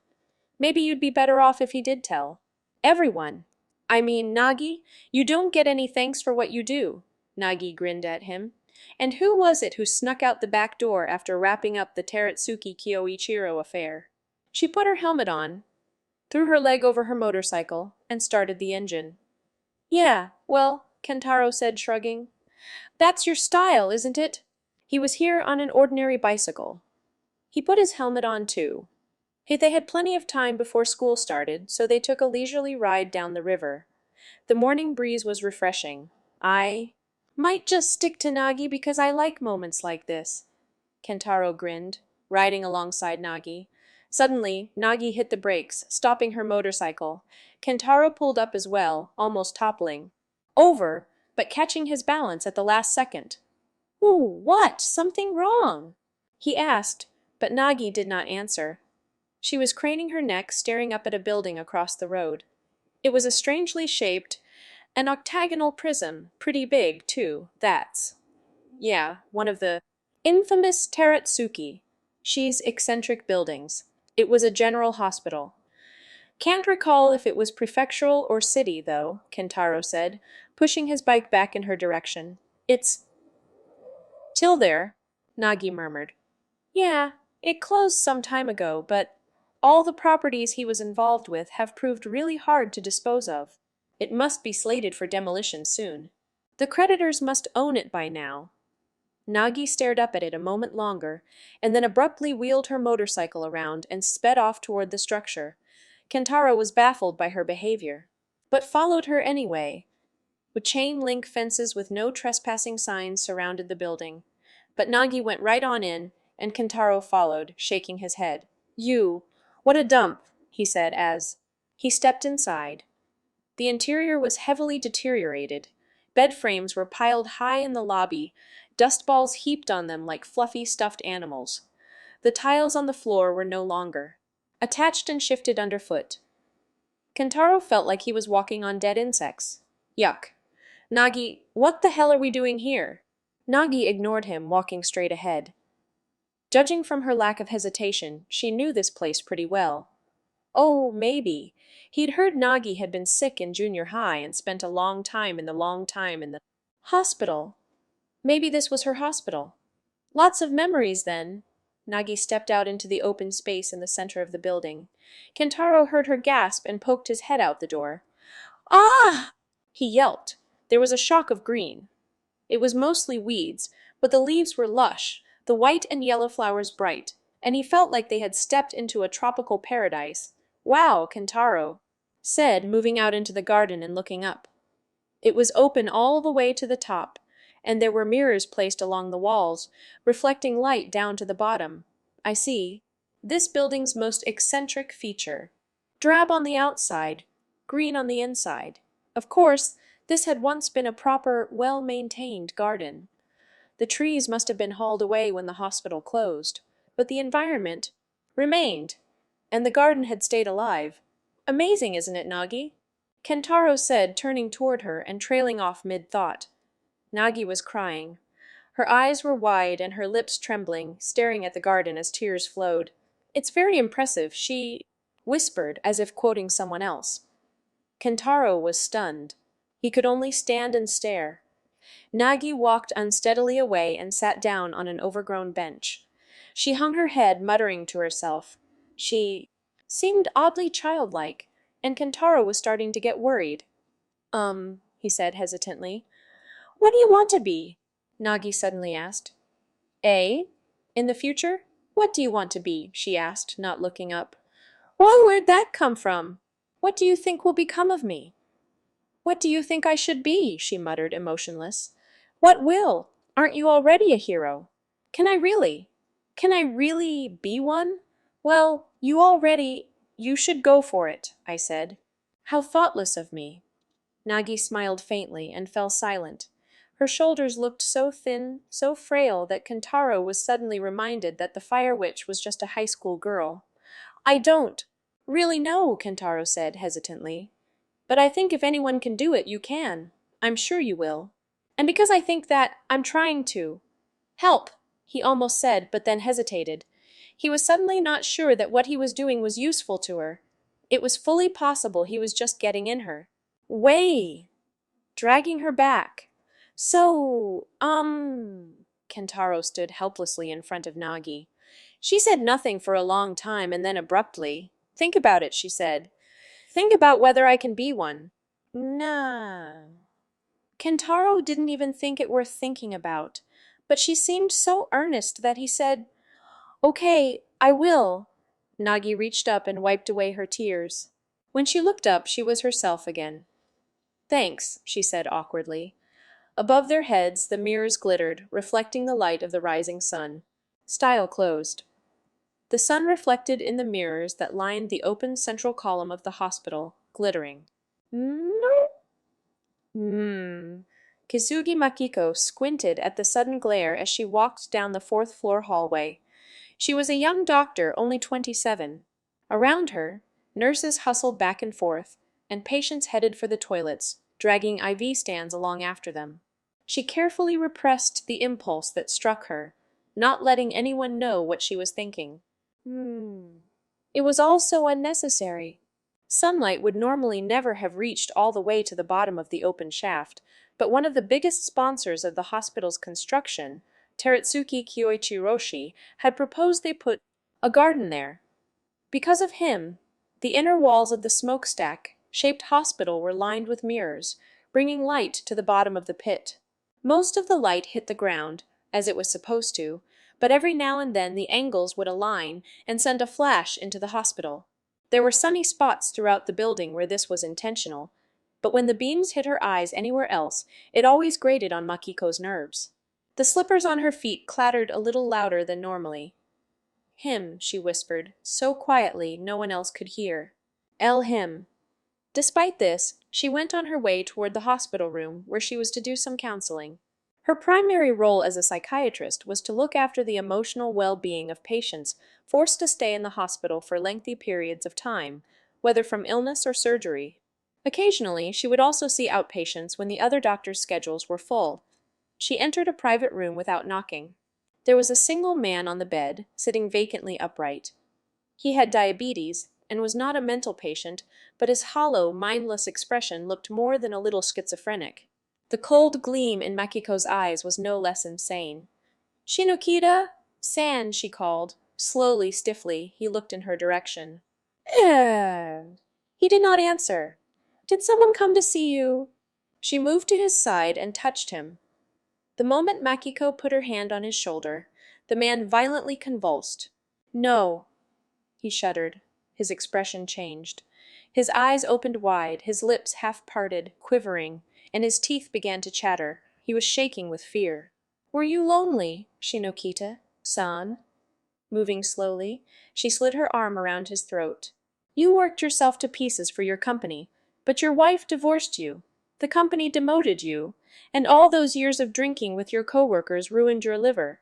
Your company was nice. Enough to give you sick leave, but how long will they wait? When the insurance runs out, how will you pay your hospital bills?" she whispered sweetly in his ear. The man was shaking like a leaf. All the blood drained from his face, not even listening to what Makiko said. "Ah!" he groaned. Makiko suddenly grabbed his cheeks with both hands. "Look at me!" she snapped, yanking his face toward her. "Eek!" The man froze, too frightened to tremble. "Yes, more, more. Fear me more, fear me more, fear me from the bottom of your heart." Grinning, Makiko brushed the man's lips with her right index finger. She turned the finger, pointing at her own face. Then she suddenly plunged her fingernail into her own left eye, stabbing it in all the way to the root. The man's jaw dropped open in shock. Makiko calmly pulled her finger out. The eyeball came with it, skewered on her finger. The nerve endings trailed along after it. The gaping hole in her face yawned at him. "Just a trick. A harmless little trick," Makiko whispered breezily. But no amount of makeup could create a hole in one's head. No ordinary human could do this. No ordinary human. But if she wasn't ordinary? He, she laughed quietly, popping the eyeball back into the socket. She closed her lid and slowly pulled her finger out again, leaving the eyeball in place. Her eyelid twitched back and forth a few times, and when she opened it again, her eye looked just like it always had. Her iris focused. The eye was clearly still functioning, seeing. "Eee! Eek!" A kind of voiceless scream came from the man's throat. The IV in his arm popped out, his arm stiffening from the sheer depth of his fear. Makiko instantly clapped her lips to the wound it left behind. She began to slurp noisily, drinking the man's blood. Fear had secreted other elements into his blood, and it was quite bitter. But she lapped it up hungrily. Only when she had sucked his blood for a full minute did she slowly begin to back away. The room had filled with a new scent. The man had pissed himself. "Ah!" again, Shinokita-san, Makiko said, sneering at him once more. "Ah! Ah!" The man was frozen, unable to move. Makiko reconnected his IV. "Whatever will we do with you?" she said, pressing the button for the nurse. In his ear she whispered, "If you go crazy, you can come to my ward, Shinokita-san. Then I can taste you any time I want." The man twitched again. He had no way to escape. He had no choice but to live in fear. The nurse arrived.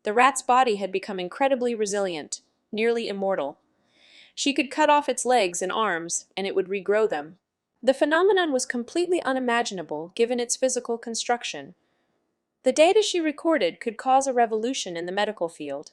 This thing is no longer a rat. The more she experimented, the more her conclusion was driven home. The only thing she could think was that it had evolved into something else. The rat only died when she cut off its head. But even then, for several seconds, the severed head was clearly capable of understanding what had happened to it. When she saw that, Makiko felt a shiver run down her spine. It was not a shiver of fear or revulsion, however. She knew full well this had been a shiver of exultation at the sheer power the new life form had displayed. She did not tell anyone about the medicine. If she told her superiors, they would undoubtedly claim credit for its discovery. That would have been unacceptable. This suspicion might have been part of her reasoning, but she felt like it was not the real reason. For reasons she could not fully understand, she believed this medicine was not something anyone else should know about. Or yes, perhaps by then she had already ceased to be human. One day, Kirimanagi, the patient who had been in the room where she found the ampule, came back to the hospital for a checkup.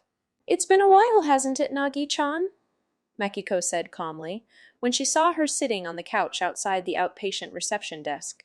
It was Makiko's job to counsel patients all over the hospital, and she'd gotten to know Nagi well enough to make small talk even though she was no longer a patient. "Yeah, you look the same," she said absently. Nagi was the heir to a huge fortune. She was always on guard against any adults who approached her. Though she didn't really seem hostile. Nagi was only 14 after all. She was worldly and mature beyond her years. "I have to admit, I still don't know how you got better," Makiko said, not bothering to beat around the bush. Nagi was much too smart to get caught by leading questions anyway. She was better off getting right to the point, expressing her professional curiosity. "You still think it was all in my mind, Dr. Kasugi?" "Well, yes, to tell the truth.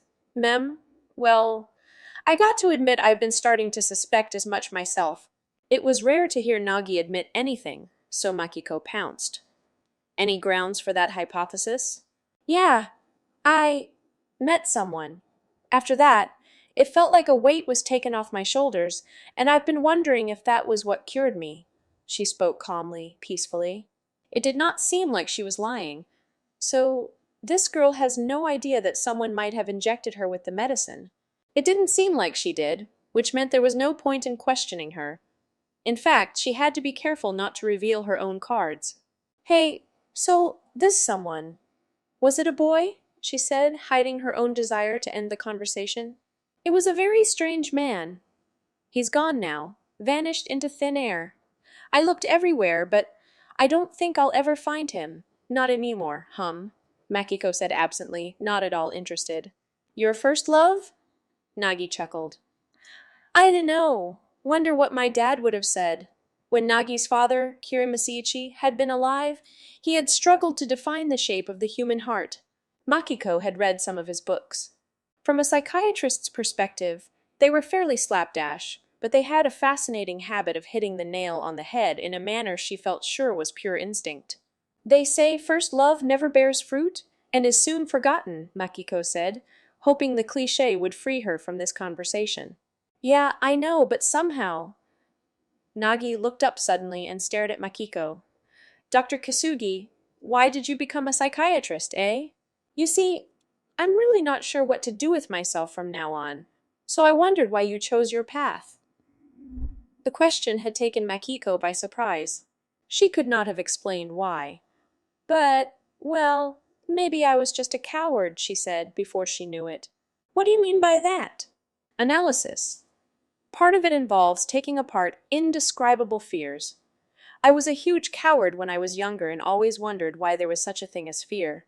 Maybe I ended up here in the hopes I'd be able to answer that question." Then maybe," Nagi started to say, but the loudspeaker came on. "Kirima-san, come to window number 3. Nagi broke off and stood up.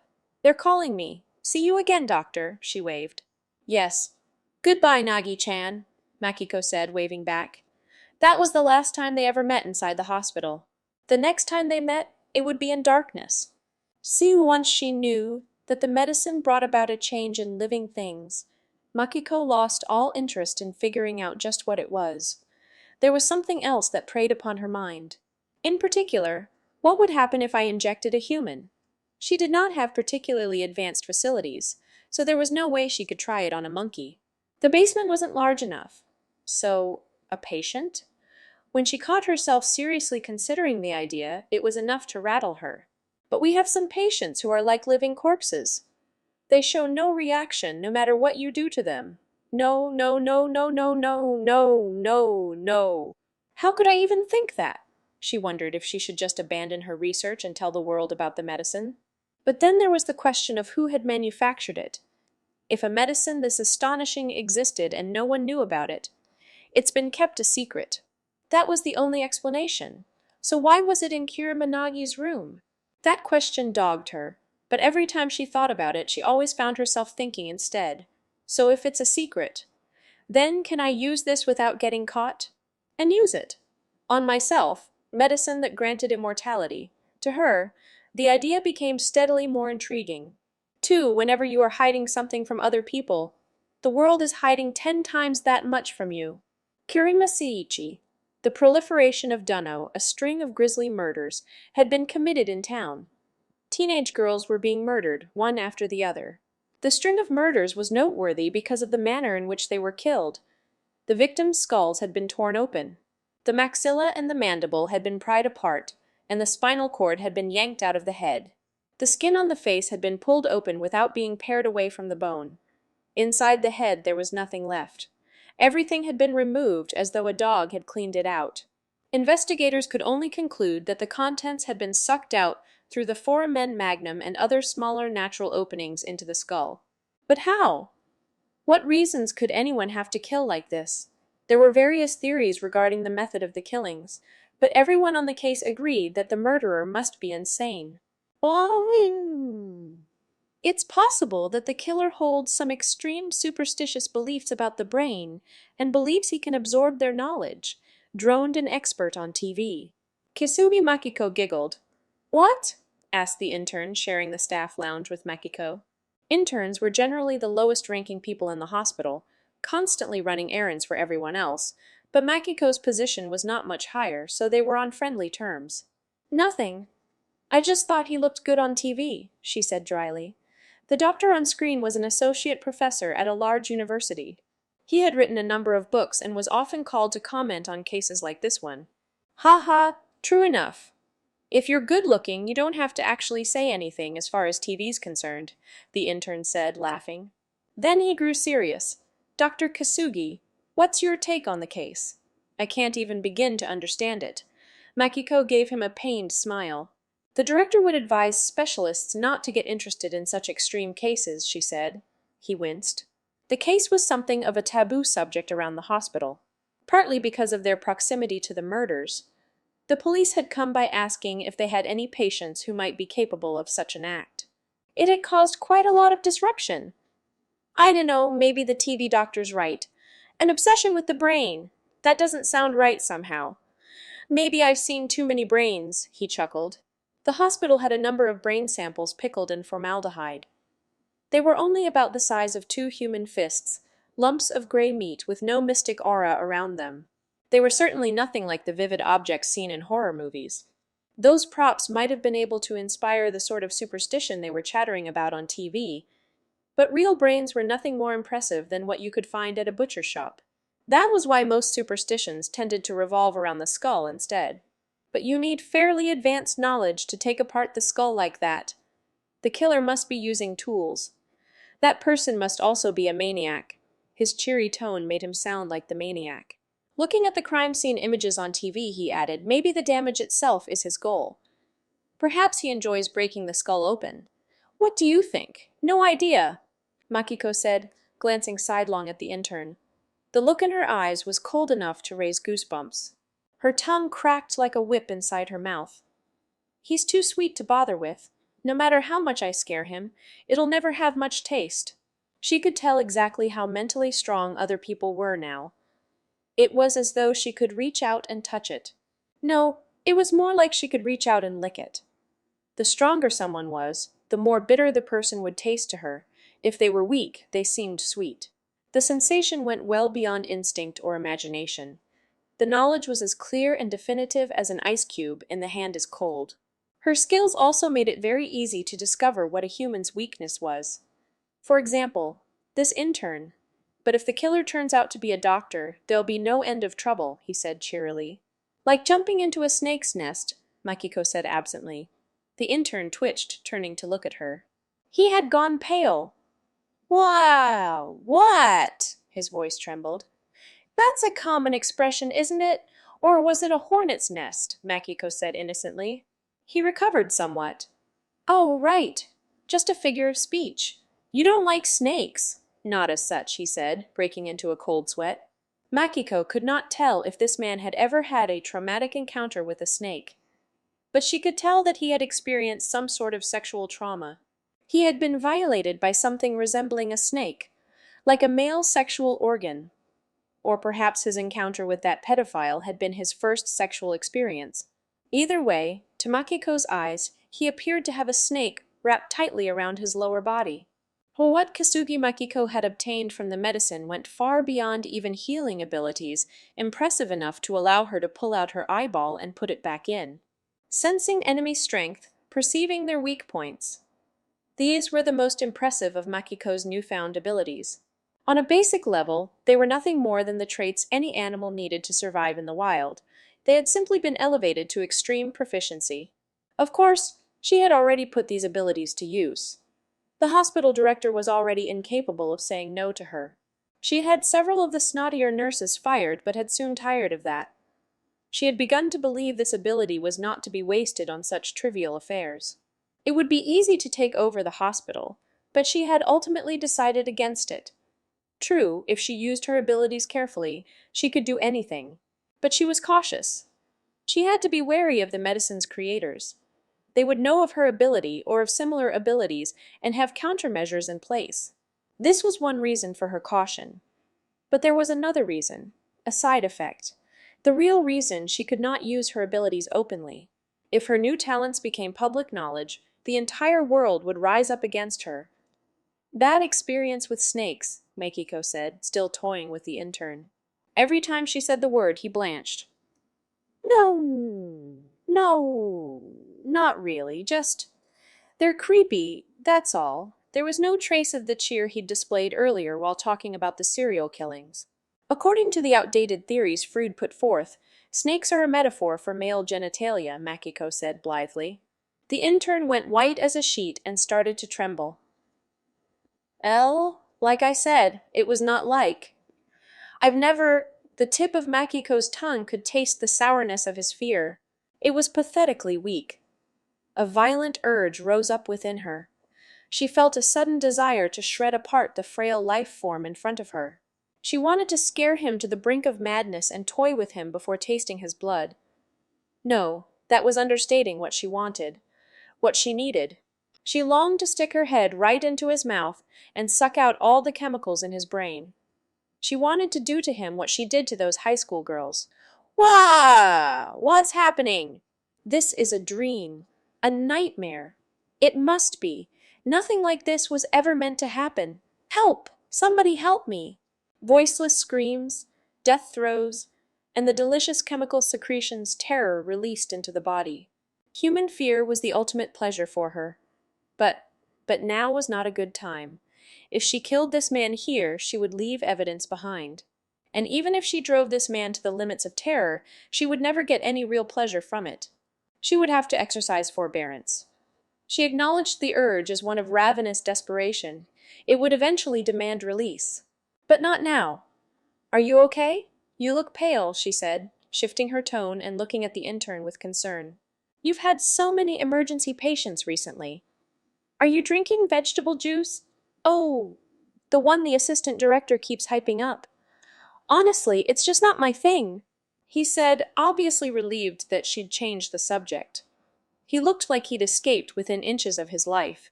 Makiko, of course, knew that that was precisely true. The stronger the better, Makiko became aware of that principle shortly after she began her activities. The depth of flavor to the fear was not even comparable.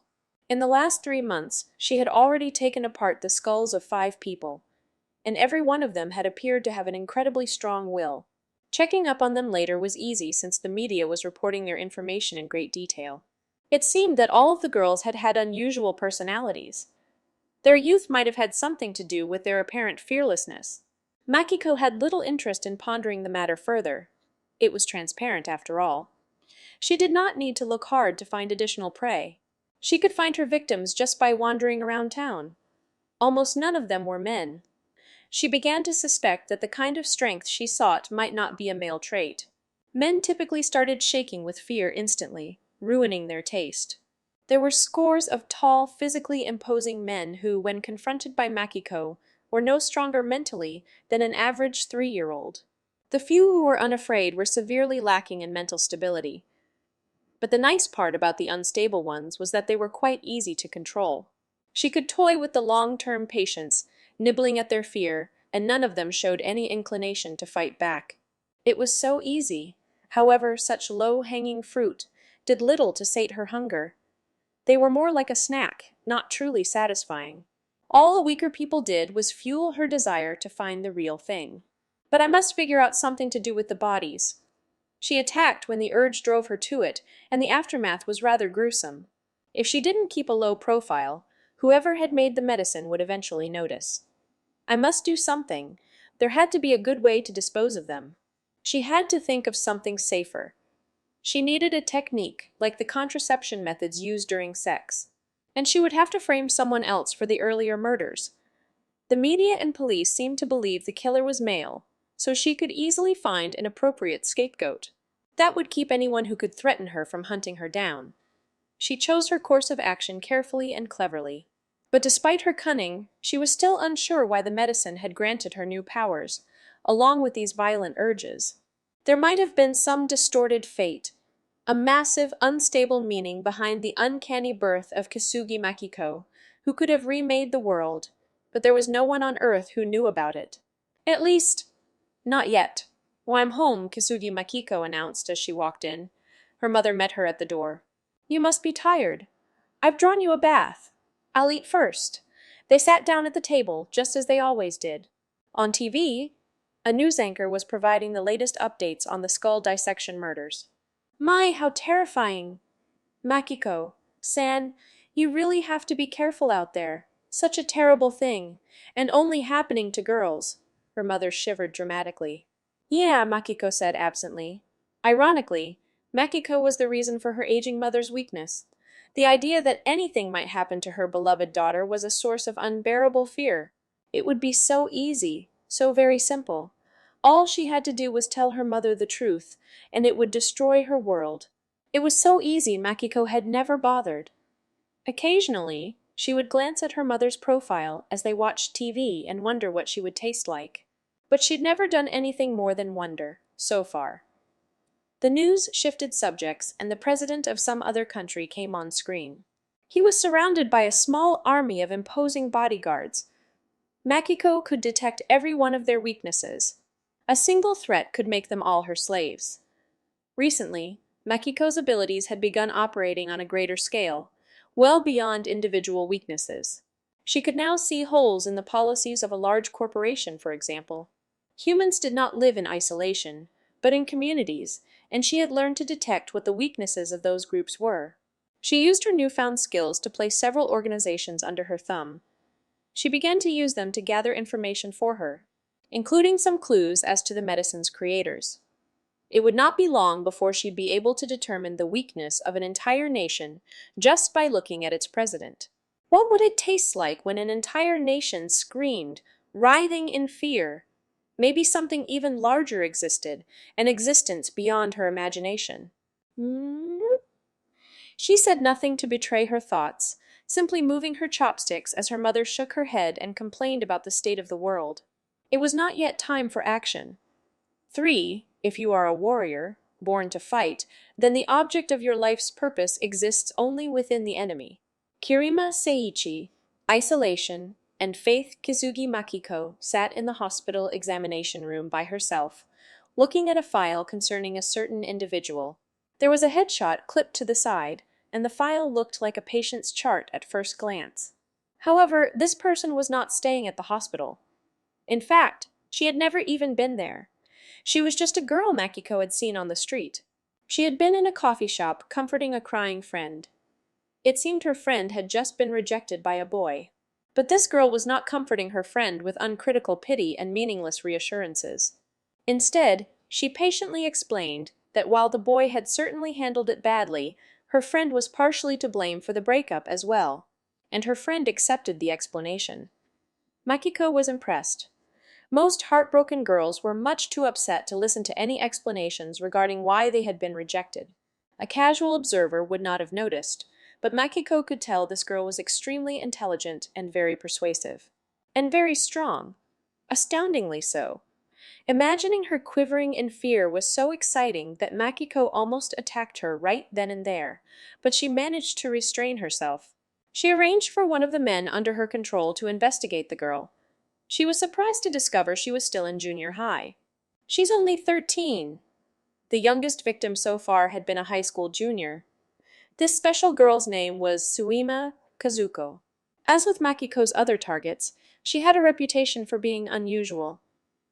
Makiko could feel the desire welling up inside her just from looking at the file. But if she killed someone this young, the story would be all over the news. The police and the media would go on the warpath, and whoever made the medicine would certainly notice. She would have to be careful. She would have to make this girl her first carefully calculated victim. The intercom on her desk rang. "Doctor, your patient is here." "Okay, send them in." She put the file away and started playing light music, creating a relaxing atmosphere. "Listen to me, doctor. Everyone is saying bad things about me. All the time.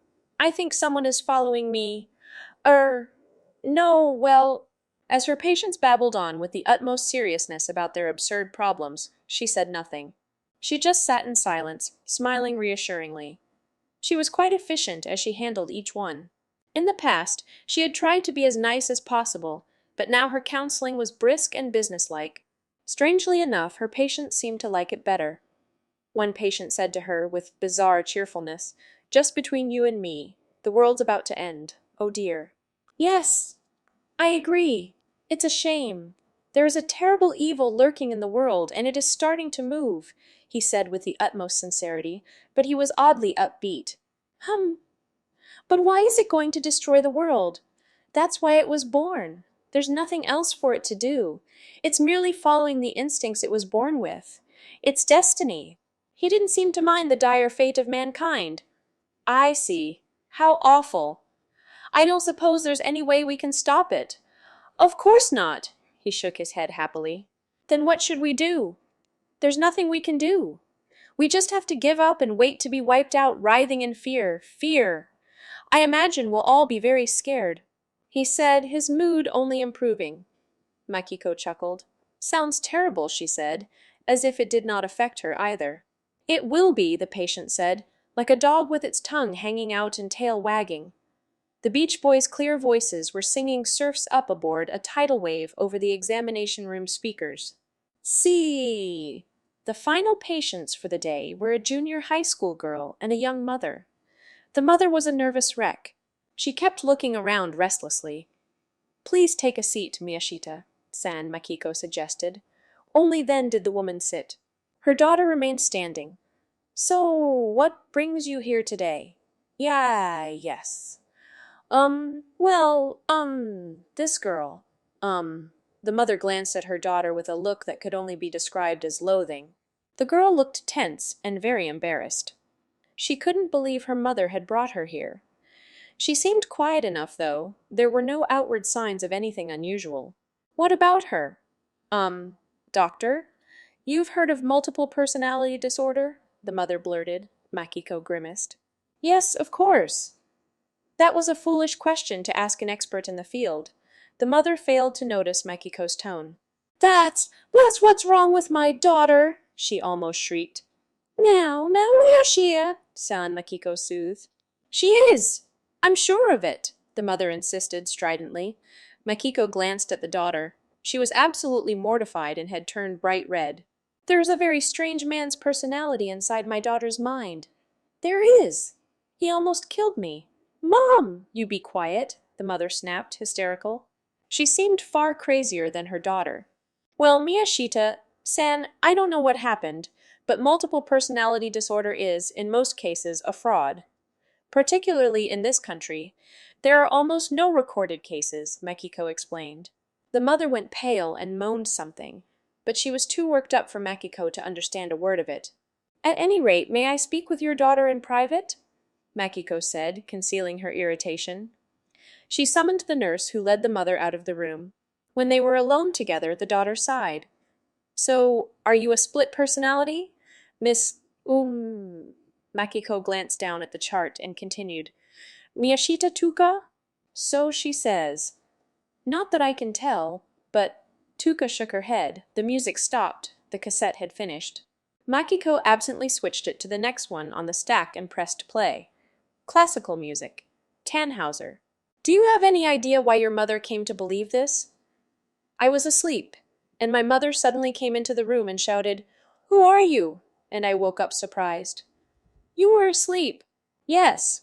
Lately, I've been wondering if I was moving around while I slept, like a sleepwalker. But that doesn't explain why she asked, Who are you? What made her do that? That's what I'd like to know. Tuka sighed again. Makiko changed tactics. Is your mother getting along with your father? She asked. Tuka looked surprised. And not, I mean, I don't think that's the only reason, but marital stress can sometimes lead to psychological problems, Makiko said, watching Miyashita Tuka closely. There were no signs of anything unusual. Her main source of fear seemed to be her uncle, who had once scolded her furiously but was dead now. She was neither weak nor particularly strong. The mother, despite being married with a child, held a violent fear of men. Well, who? Tuka said, flummoxed. Well, I can't say anything yet. Why don't we test you first? Huh? Test? What? We can try and find out if you do have another personality. Makiko said, half in jest. It was her last patient of the day. It certainly wouldn't hurt to fool around a little. Besides, she was curious. She'd never met anyone who actually had emptied, just people suffering from the delusion that they did. And this girl showed no signs of having such a tiresome delusion. I dunno, Tuka said awkwardly. Your mother said, a strange man? Try and imagine yourself being someone like that. If you really aren't a split personality, you'll make a mistake when you try and pretend you are. But I can't. Listen. It is perfectly natural for every human to have more than one side to their personality. It is not at all easy to figure out if that is really multiple personality disorder. Every girl has masculine traits, just as every boy has their feminine side, so there's no harm in giving it a try. I guess not. That doesn't sound like something a man would say. Oh, right. Oh, I know, Tuka said, awkwardly switching to masculine forms of speech. She even tried to scowl in a manly fashion, getting into it. Okay? Sure. So what kind of man are you? You've been described as strange, so you must be unusual, Makiko said, grinning. The music ended and the next track came on. It was the same composer, but the music had abruptly become very stirring. High-pitched fanfares blazed away as Makiko waited for a response. Man, woman, you may call me whichever you prefer, Tuka said, her expression shifting to match the music. It was a strange expression, a sort of mocking smile. Makiko had never seen anyone look like that before. Oh, your gender is ambiguous. That is strange, Makiko said, impressed by Tuka's reaction. So why are you inside Tuka? I do not know that yet, he said, shaking his head. But I do know my mission. Oh, and what would that be? I must avert threats to the world, he said, very seriously. There was not a trace of the smile or excitement her earlier patient had displayed when discussing the same topic. This person was calm and collected. So, you think the world's in danger? Apparently it is. An enemy of the world has appeared near me, he said, shrugging. If I do nothing, the world will be destroyed. I regret causing trouble for Miyashita Tuka and her mother, but I have no choice. That's quite a scale you're working on, Makiko said, a little nonplussed. Tuka's performance was a little too good, but he remained unflappable. Not really. Threats to the world are everywhere, he said firmly. His brazen manner was rattling Makiko. Are there? But you don't seem very scared, she said, to cover her confusion. I am not scared. Not of you, he said, staring right at Makiko. Makiko gulped. She tried to detect Miyashita-tuka's fear again, but for some reason she was unable to do so. The music around them shifted to a peaceful movement. What do you mean? Makiko said, stiffening. Once again he spoke with utter confidence. I mean, you are an enemy of the world. You are an enemy of the world. The mood of the room shifted. They had been joking around, but that sense vanished, replaced with tension as tight as a bowstring ready to loose an arrow. An enemy, she said, her body tensing for flight but careful not to let him know. This thing, Makiko glared at him. What is he? Is he really? No, that's absurd. Should she kill him? It would not be hard. They were in a hospital, and she was dealing with a patient. A strange death could easily be covered up, but might still attract more attention than she'd like. If he resisted, and their battle went beyond the privacy of the room, she couldn't predict how many other people would get mixed up in the commotion. And killed. She didn't care about their lives, but the attention drawn by such an incident would be a problem. What should she do? Yes, an enemy, he said, so calm she could not tell if he knew what she was thinking or not. The tension mounted even higher, until it reached a level that could only be described as murderous.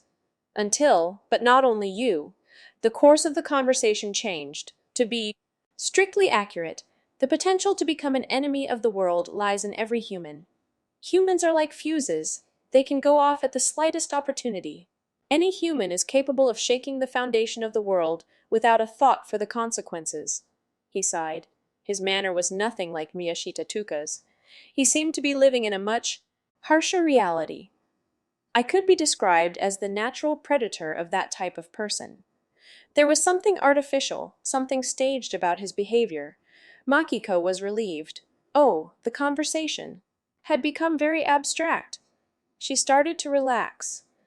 This was nothing but a susceptible girl's fantasy.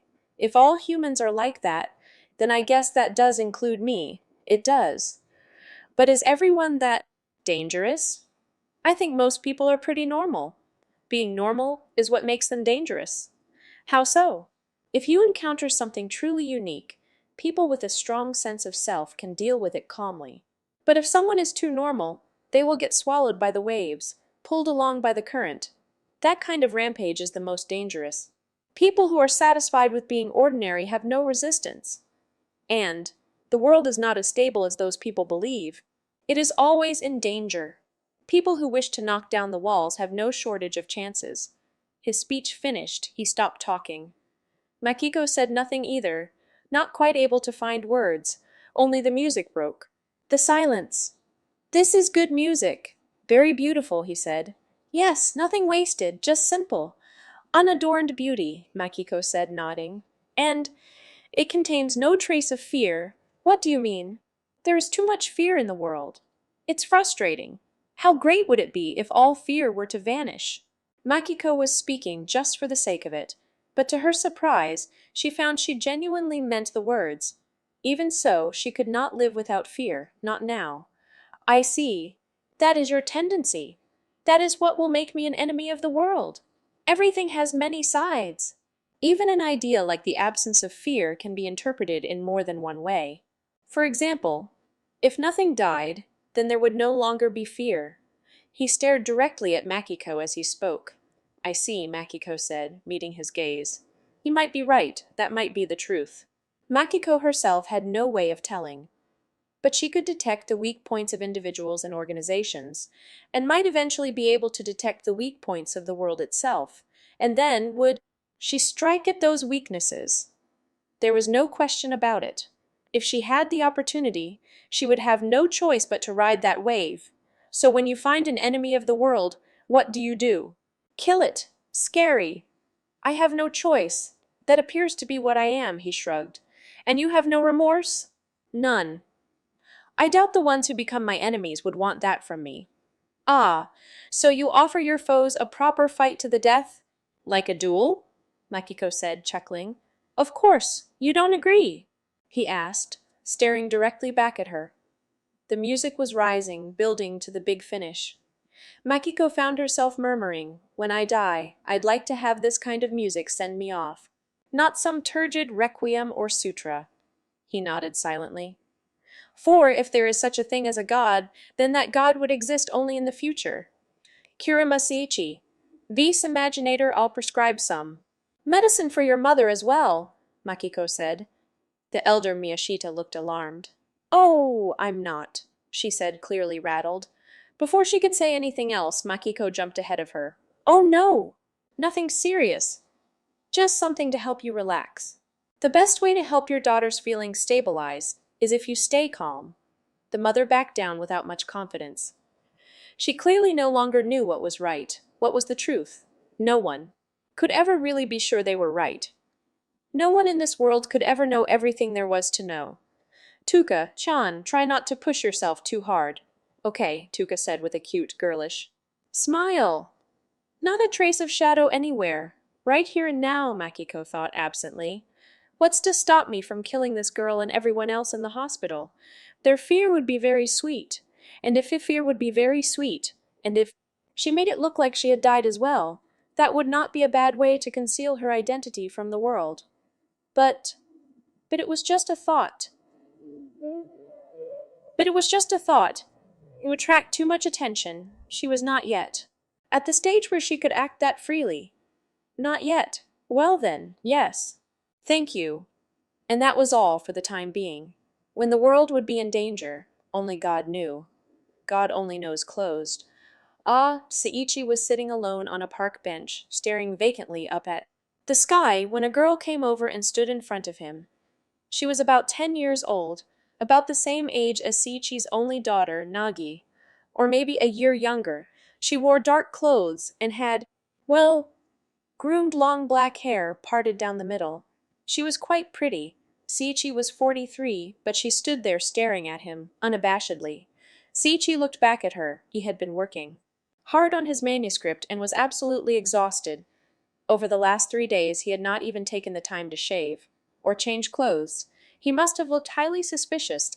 Talking to a child might well get him in trouble, so he just stared back at her in silence. He figured she'd get spooked and run away eventually. But the girl just kept staring back at him. Seiichi let his chin sink to his chest, looking up at her. Said, "What?" "You're going to die soon," she said abruptly. Seiichi raised one eyebrow comically. "I know," he replied quietly.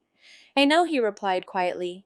Kirima Seiichi's novels did not sell well. He was a very popular writer, and he put out books almost every month, but the books Seiichi insisted were his primary work and devoted the most energy and passion to sold astonishingly poorly. He also published a great number of academic essays and books that outlined history or classic literature, and these were the only books of his that sold. Even his biggest fans would admit to his face that they'd never touched one of his novels. As far as he was concerned, the essays and dissertations were just a byproduct of plotting his novels, and he was simply drawing up ideas and data for his own purposes, but people seemed to prefer the spin-offs to the core of his work. Why? Seiichi did not feel excessively upset by this, but the complete rejection of the novels he poured his soul into was a little depressing. Yet on he wrote, almost never taking any time off. He didn't know why he worked so hard. It was possible he simply liked writing, and it was also possible that if he stopped writing, all the failures in his life would come flooding back into his mind, crushing him. Of course, it could be said that most of those failures had been caused by none other than his obsession with writing. His divorce could certainly be traced to his constant need to work. He chose not to think about it. His ex-wife was no longer speaking to him, but she often met with their daughter, Nagi, whom he had custody of. She seemed well. She was remarrying soon, and he was glad. He hoped she would be happy this time. He really held no ill feelings toward her, and that very lack of resentment, he mused, was probably part of what led her to say, "You never needed me." But he had really loved her. He still did. Even after the breakup, he had no inclination to marry anyone else, since the divorce was caused by her affair. The court granted him the right to demand alimony, but he had no reason to do so. Really, he'd only gone through with the divorce because she had suggested it. If she had asked him to forgive her, he absolutely would have. According to Nagi, being with you made Mommy tired. She was talking about him, but all he could say was, "That's a shame, like it had nothing to do with him." Nagi smiled at his response, but it must have bothered her. When she wasn't there, he made up for the loneliness by spending even more time writing. He hadn't changed much since his wife had left. Then, one day, Seiichi received a letter. A thin letter in a perfectly ordinary envelope. It was hardly unusual for him to receive dozens of letters on any given day, so he was not surprised to see it. He opened it absently and was astonished by what he read. Dear Kirima Seiichi, I have never written to you before, but I have been an avid reader of your books for some time. I have something I would like you to know. I will be dead soon. Murdered. Yes, I know. You are already assuming that I am a mental patient with a persecution complex. I understand. Honestly, I wish to God I was, but I believe I don't have long to live. This is an inescapable fact. I have noticed strange people tracking my movements. Assassins sent by the observers. How can I put this? I was born with a strange ability, and I knew from the start it was not a talent the world would accept. I knew that if anyone found out about it, I would not live a very peaceful life. But then I discovered your books. In one of them you wrote as follows: Loneliness can be your greatest gift. The more isolated you are early in life, the greater your ability to connect to a large number of people later on. When I read that, I felt like I'd been struck by lightning. After that, I stopped hiding my ability and began letting it affect at least a small corner of the world. However, as I feared, my decision to expose my powers did not end well. I don't regret what I did, but it seems the world is determined to eradicate foreign elements like myself. I have become the enemy of modern society. I knew that I would, so here at the end, I thought I should thank you. If I had not read your books, I would have remained isolated, living my life with a strange sense of awareness. I never really cared for that. Why are we born? I prefer to borrow another writer's words to answer that question. We are born for love and revolution. I have no idea if you would have approved of my actions, but it is an undeniable fact that your words supported me. For that reason alone, I am deeply grateful, so grateful, that I find myself writing this letter. Thank you. There seems little point in writing more than this. I shall take my leave now. Goodbye. I pray that you will be in good health, and writing for many years to come. Sincerely yours. The content alone was odd enough, but even more surprising was that Seiichi had a good idea who this anonymous letter was from. Once, when writing a script for a manga, which had been cancelled due to lack of popularity, he had received a fan letter from a boy. He recognized the handwriting now, but the earlier letter had had the boy's name and address. Seiichi quickly went through his file boxes until he found the boy's letter, making sure it was clearly the same handwriting. There was nothing particularly odd about the first letter, just a few simple words of encouragement. What does it mean?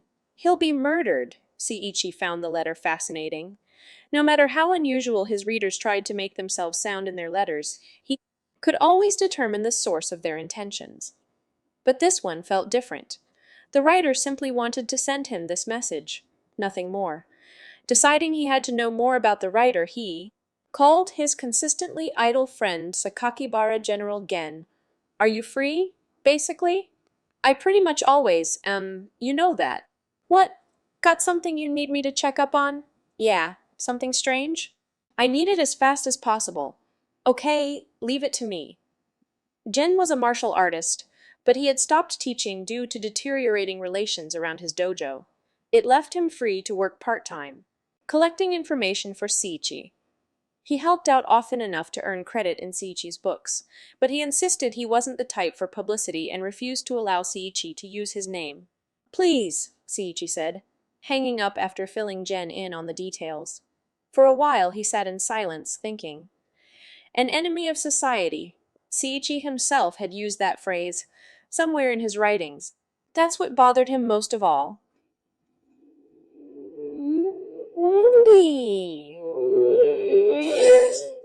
To start at the end, he really is dead. Jen began, 3 days later, putting down a picture of a boy on Siichi's table. Siichi had feared as much, but it was still a shock. He died a month ago, and the stamp on the letter is the day after his death. The day after. The letter had gone through the publisher, so this was a normal time lag. If it had come faster, he couldn't help but wonder if he could have done something. But Jen shook his head. You'd never have made it in time. He'd been missing for 3 days before he mailed the letter. Missing. So he was up to something? Well, Jen shrugged. To tell the truth, I don't believe a word of it. What? What does that mean? No, it really might be nothing. He doesn't seem to have caused much of a fuss, and he doesn't seem to have hurt anyone. From what Jen had uncovered, it seemed the boy's friends had all recently started getting very good grades. And not because he'd been tutoring them or anything. They say all he did was give them a couple of pointers or rub their head. And it was more than just their grades that improved. One of them was in an amateur band, and he suddenly started composing really distinctive songs. They all displayed similar improvements in cognitive abilities. Rally? So, if it were me, my novels could have gotten better? Yeah, basically. And if he'd come to me, I might have learned how to get along with other people. Basically, it sounds like he had a knack for taking whatever skills people were struggling with and helping them make a breakthrough. The young kids I talked to were almost in tears over his loss. Why did he have to die? That is hard to believe. He was still in his teens, right? What was he? Some sort of wannabe miracle worker? Wannabe? Look, we have no way to prove it now, but it sounds like he was the real thing. And unlike most faith healers, he didn't ask for money. Also, he only helped out his friends. How did he die? Fell down the stairs and hit his head, apparently. There were no witnesses. He was dead when they found him. So he went missing, and then was found dead at the bottom of the stairs. Seiichi frowned. And nobody thought that was strange? Nope. His classmates and neighbors all say he was a creepy kid. Nobody knew what he was thinking most of the time, so they weren't particularly suspicious. Only his friends made a fuss. They were the ones who talked to me. His death didn't appear on anyone else's radar. And his family moved away somewhere. Vanished without a trace. Jen sighed. No trouble at all. And yet, it was not enough trouble. Which means trouble. Siichi, this is just another hunch. But this is bad news. If you get mixed up in this, anything could happen. I can't write about it then, Siichi sighed. They fell silent. Neither one of them could pursue this further. There was too little to work with. But one thing still bothered him. Why did that boy call himself an enemy of society? He still didn't know. He still didn't know. Siichi went back through the letters he'd received. He found quite a few rather similar samples. I'm so thrilled. I think I can do now what I thought I never could. I've held back so long, but now I feel like I don't need to anymore. I have newfound power thanks to you. I have the courage to take that first step.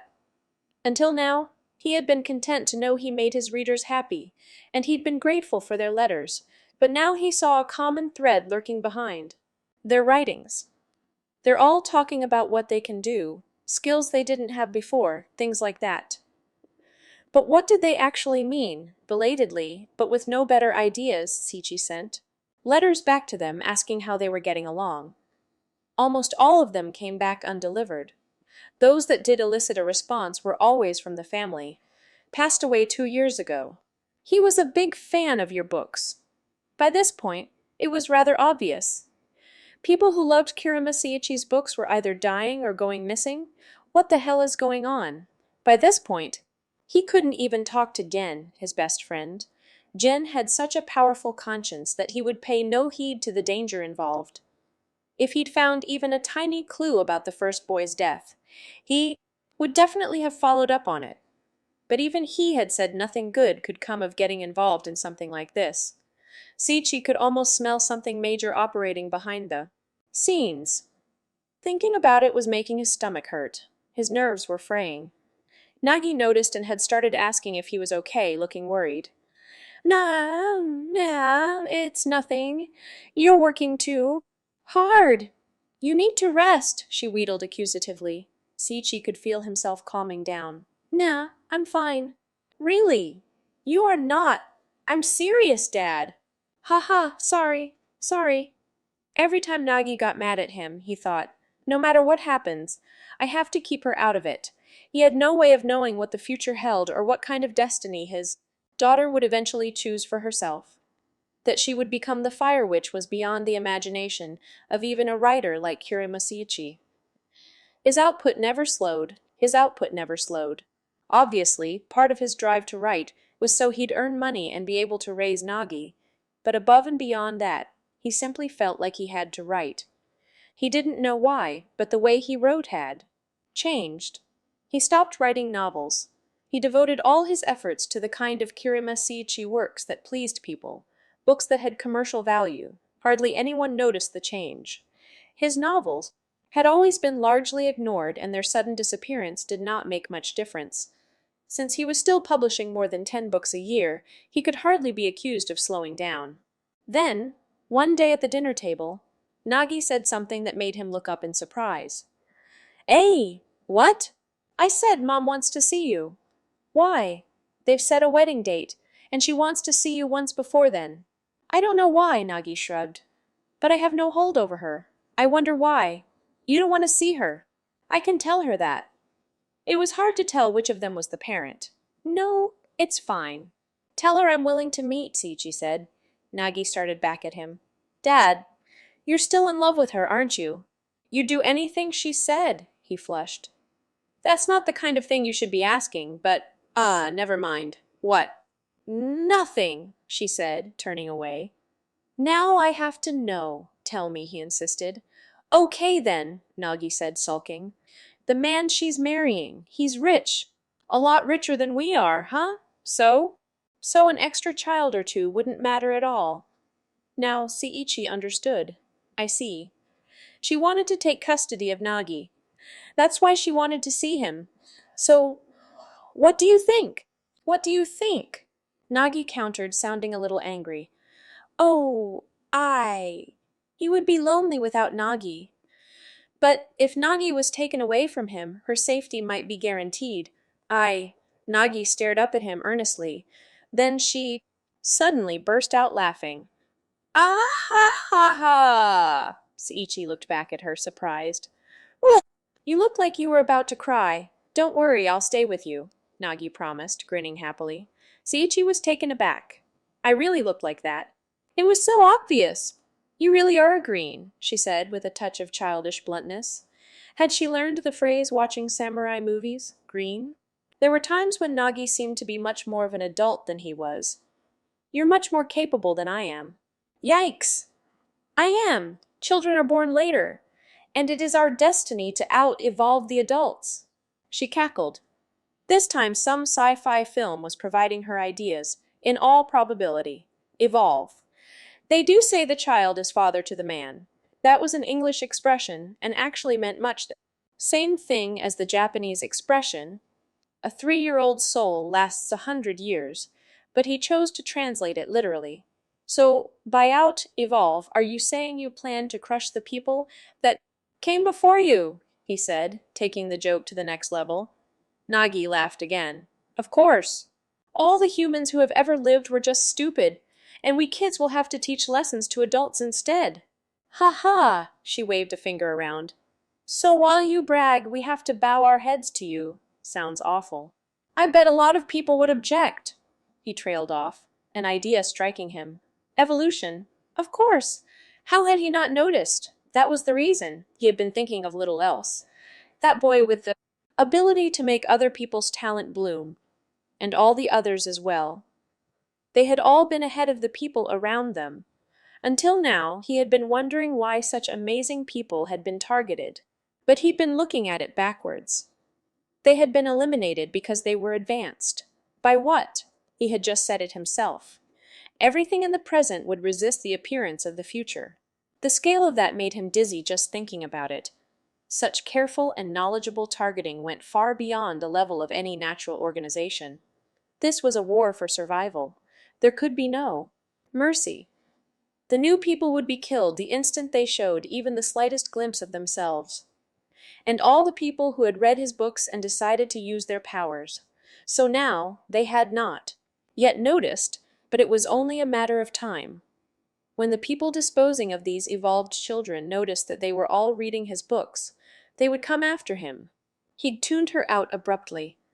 But she soon shrugged and went back to eating. Siichi often received flashes of inspiration and had a habit of ignoring the world around him. Yet another reason I can't. Leave him alone, Nagi thought, giggling. They ate in orderly silence, with none of the bustle of the moment before. At length Nagi heard Siichi whisper, "Nagi, you like Gen?" "Eh, Sakakibara, sensei?" Nagi asked, not particularly bothered by the sudden question. "Sure I do. He's nice. More relaxed than you. Yes, I should ask him. Ask him what?" "Oh, nothing," Siichi said, resolving to ask his wife not to take Nagi in. At this stage, making any major changes would just arouse suspicion. He had to wait for it as if he knew nothing. That would keep Nagi safe. He was a famous writer, and his death would create a stir. They would make it look natural, which meant they would not kill Nagi with him. This was the best way he could see to protect her.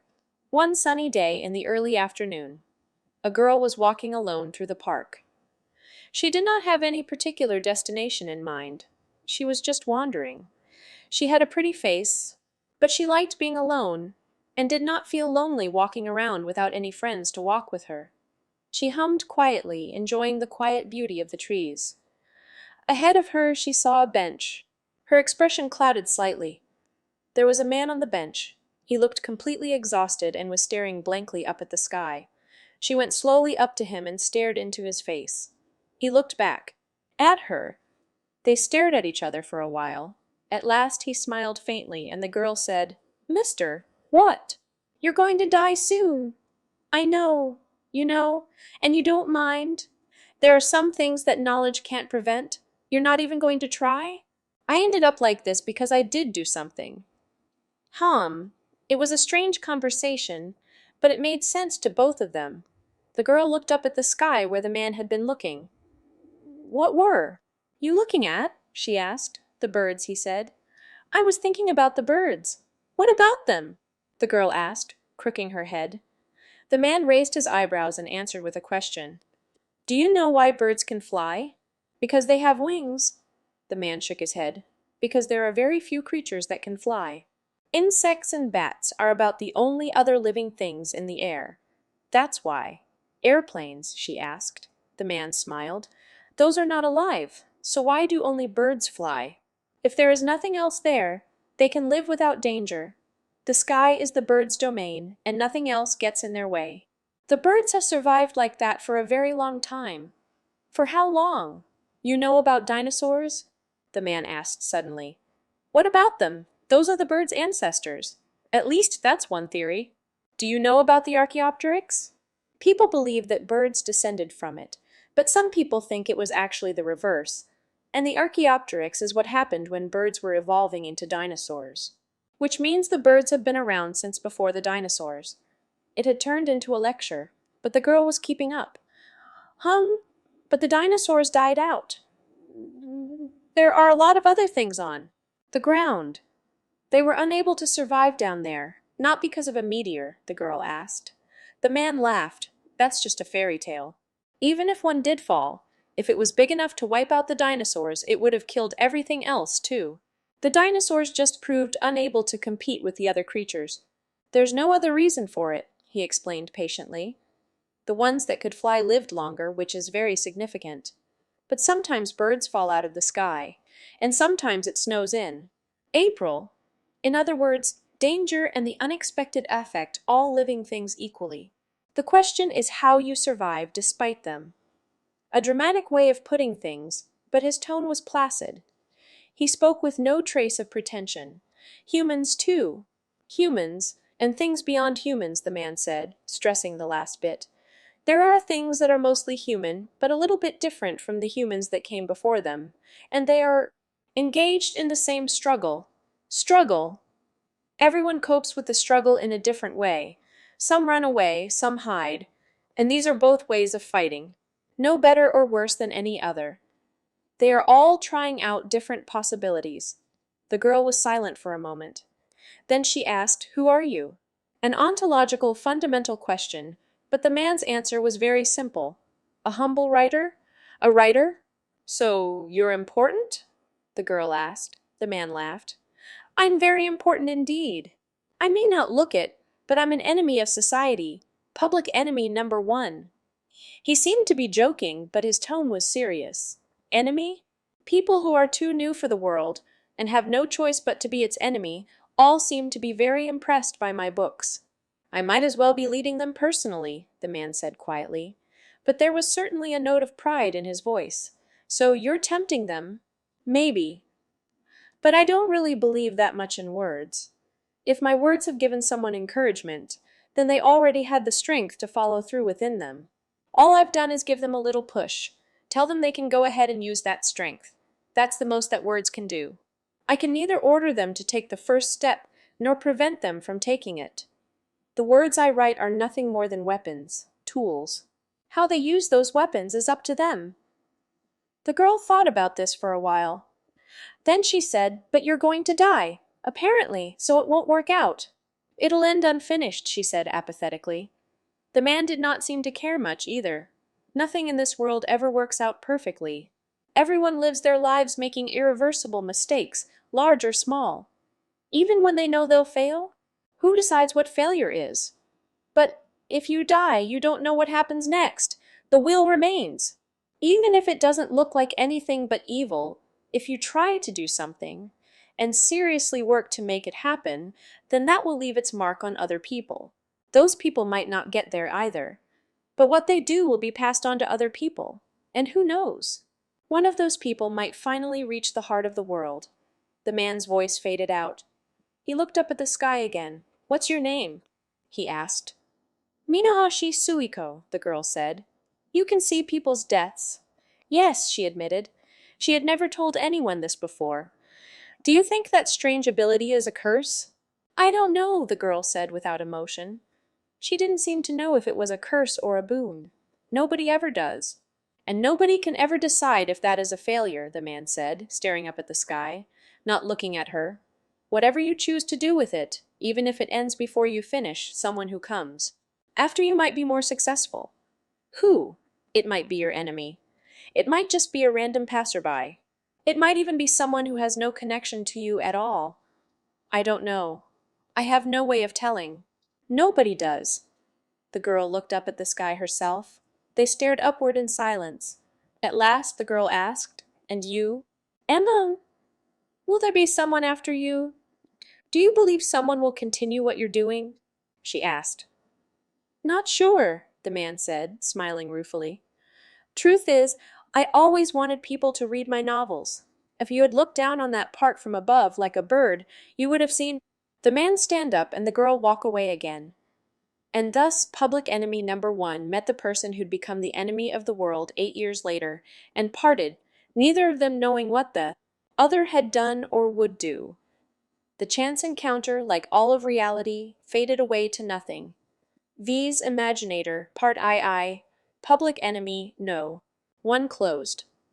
1. There's a bug inside you, growing in you, eating everything you forced yourself to forget, everything you don't want to think about.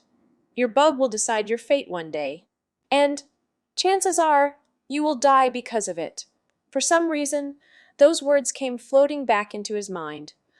Murder had killed the boy who spoke those words several years before. The boy had a unique ability to awaken hidden talent in other people. He had been declared dangerous, an enemy of modern society. The boy said those words to him as he lay dying. "What did you say?" The girl sitting across from him asked, frowning. She appeared to be about 18. She was probably not really a girl, but she looked like one. "No, nothing," he said, shaking his head. He was wearing an ordinary suit and silver-rimmed spectacles. To anyone around him, he must have looked like an ordinary salaryman. They were sitting in a booth in a donut shop, surrounded by high school girls and child, toting parents on their way home from shopping. There were photographs spread out on the table between them.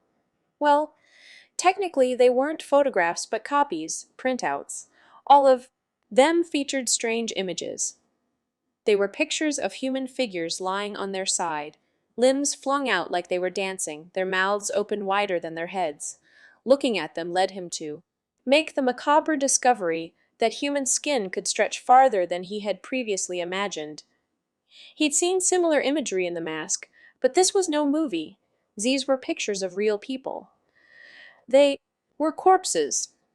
On each one, the skull had been pried apart, and the contents of the victim's head removed. Gross Mo Murder said. The girl laughed. You're one to speak, assassin. He detected a hint of malice, or at least aggression, in her voice. Mo Murder ignored it, looking the pictures over again.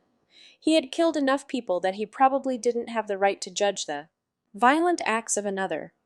Even so, this particular method of killing felt wrong to him. The wrongness seeped into the depths of his heart. Is that why I'm thinking about what that boy said? The more he tried to avoid thinking about it, the more prominent the feeling would become, until it finally killed him. A chilling prophecy.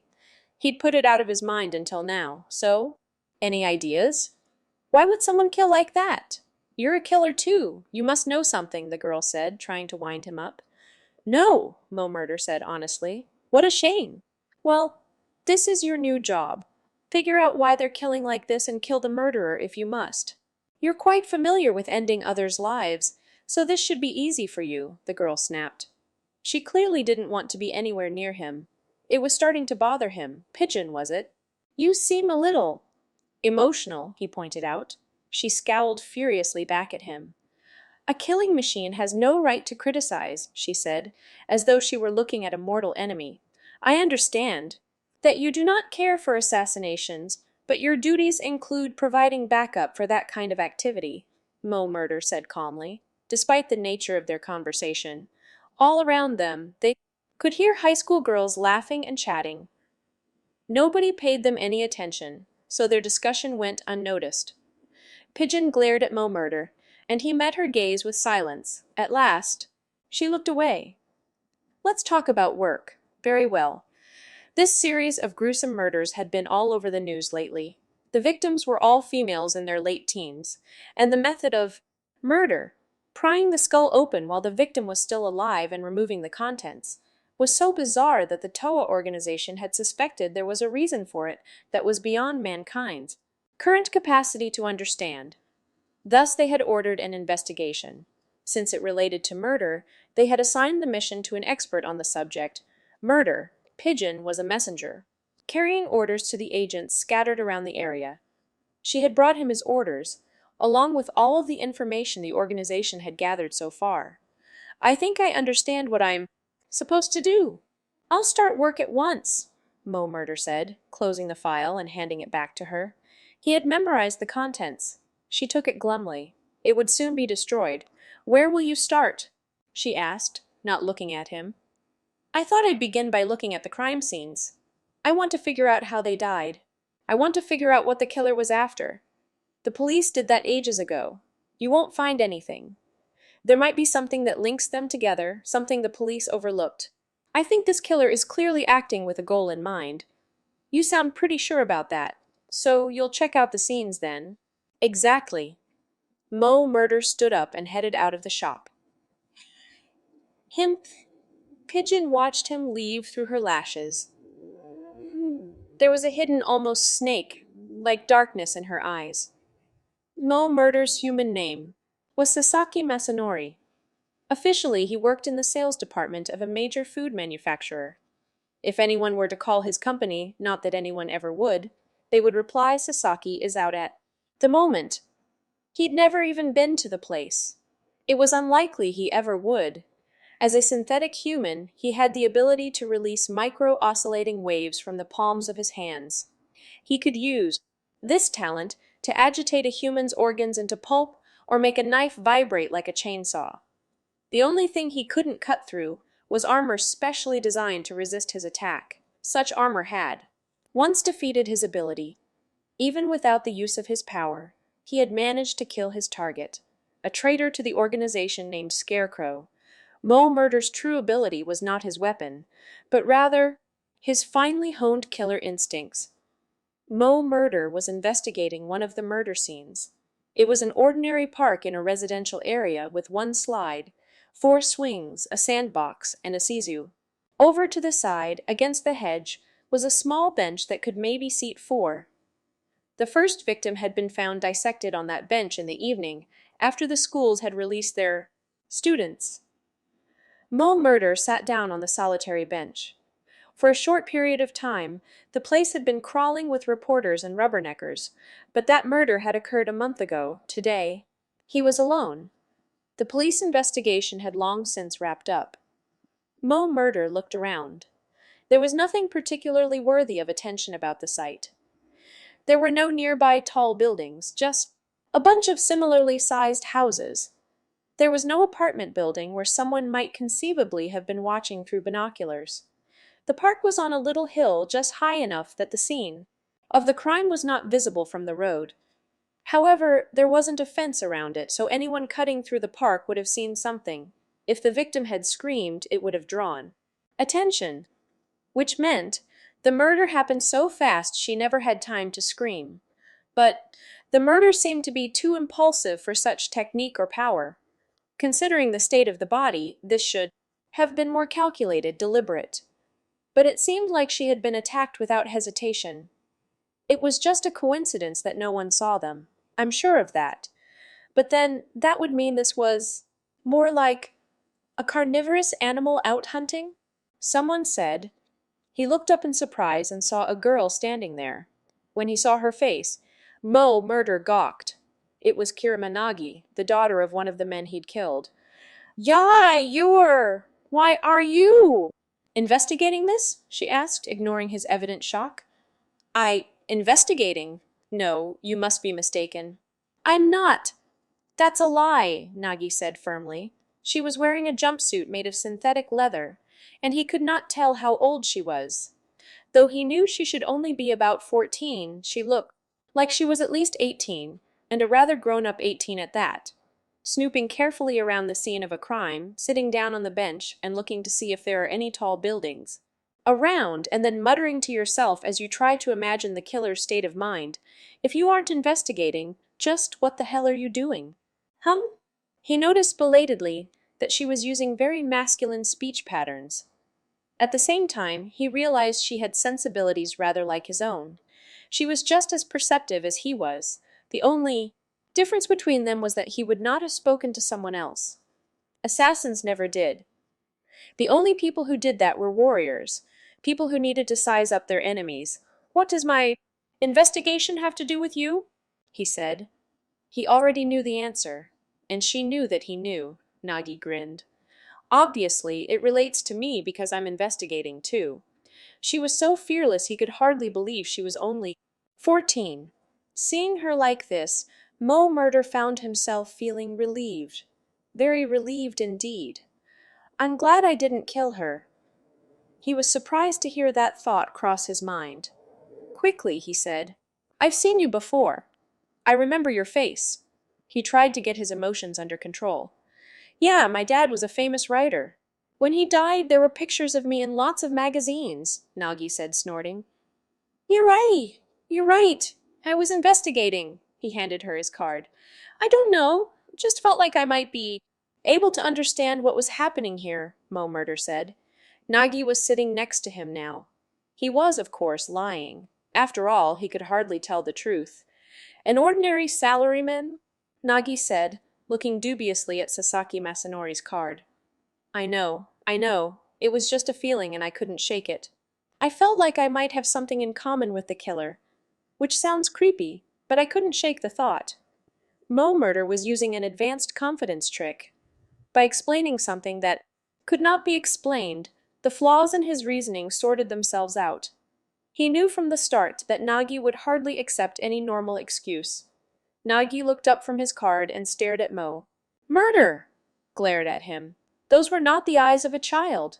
And you? Mo Murder asked. Why are you investigating? I'm bored, Nagi said. Bored? I'm not in school, so I've got nothing else to do but hang around at home. That's all. Why aren't you in school? I was sick. Missed most of the year, so they won't let me back till April. I'm on a leave of absence. Oh, murder nodded, accepting her explanation. I see. Okay, Sasaki-san, Nagi said, standing up. What say we investigate together? Eh? You can't exactly charge this to your expense account, can you? But I happen to be rich, Nagi said calmly. Nothing forced about her manner at all.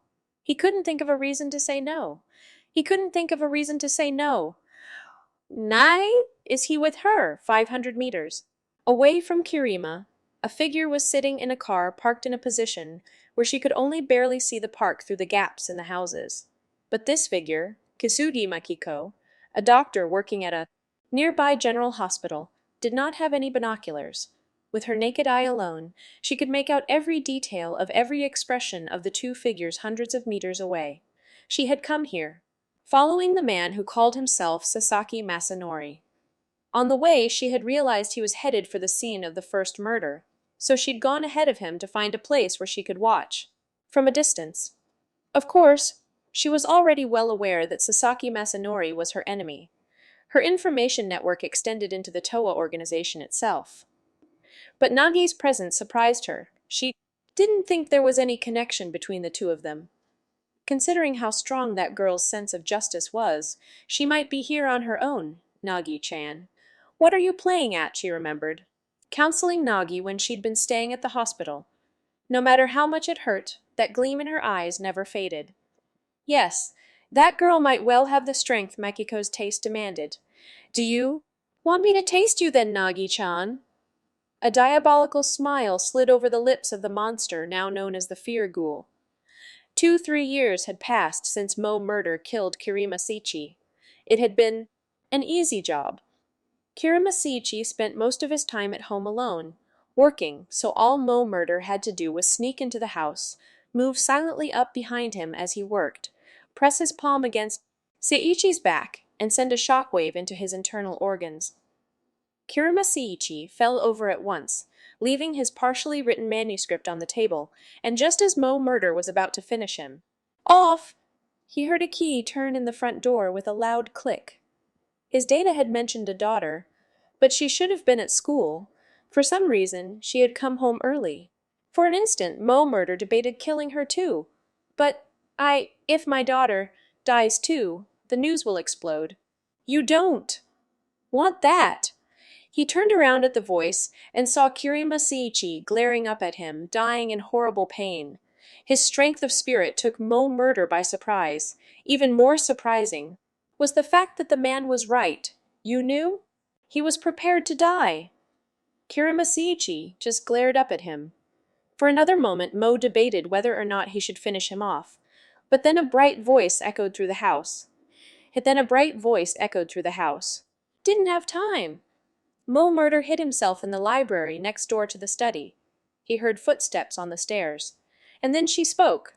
I told them I was sick and came home early. The daughter, Kirima Nagi, then in the 4th grade, opened the door. She screamed. A large portion of the room was covered in the blood Kirima Seiichi was coughing up. Nagi ran over to him. Mo Murder watched closely from the next room. He was ready to jump in at any moment. Kirima Seiichi grabbed his daughter's hand. Nagi, what do you think being normal means? He babbled a few more things that made no sense to Mo Murder and then passed out. He never woke up again. He didn't once mention the Toa organization or that he had been assassinated. Nagi ran too. The phone to call an ambulance. Mo Murder slipped out, leaving as unobtrusively as he had entered. As he walked away, he could hear the commotion starting. If Kirima Seiichi had said so much as a word about him to his daughter, or even told her to run, he would have killed Nagi too. But that had not happened. That man had conquered his own fear of death, protecting his daughter to the bitter end. Mo Murder had his orders and did not feel any remorse over killing him, but he secretly respected the man's strength of will. And now, Nagi, spared by the flow of events, stood before him again. Like some twist of fate. What else could he think?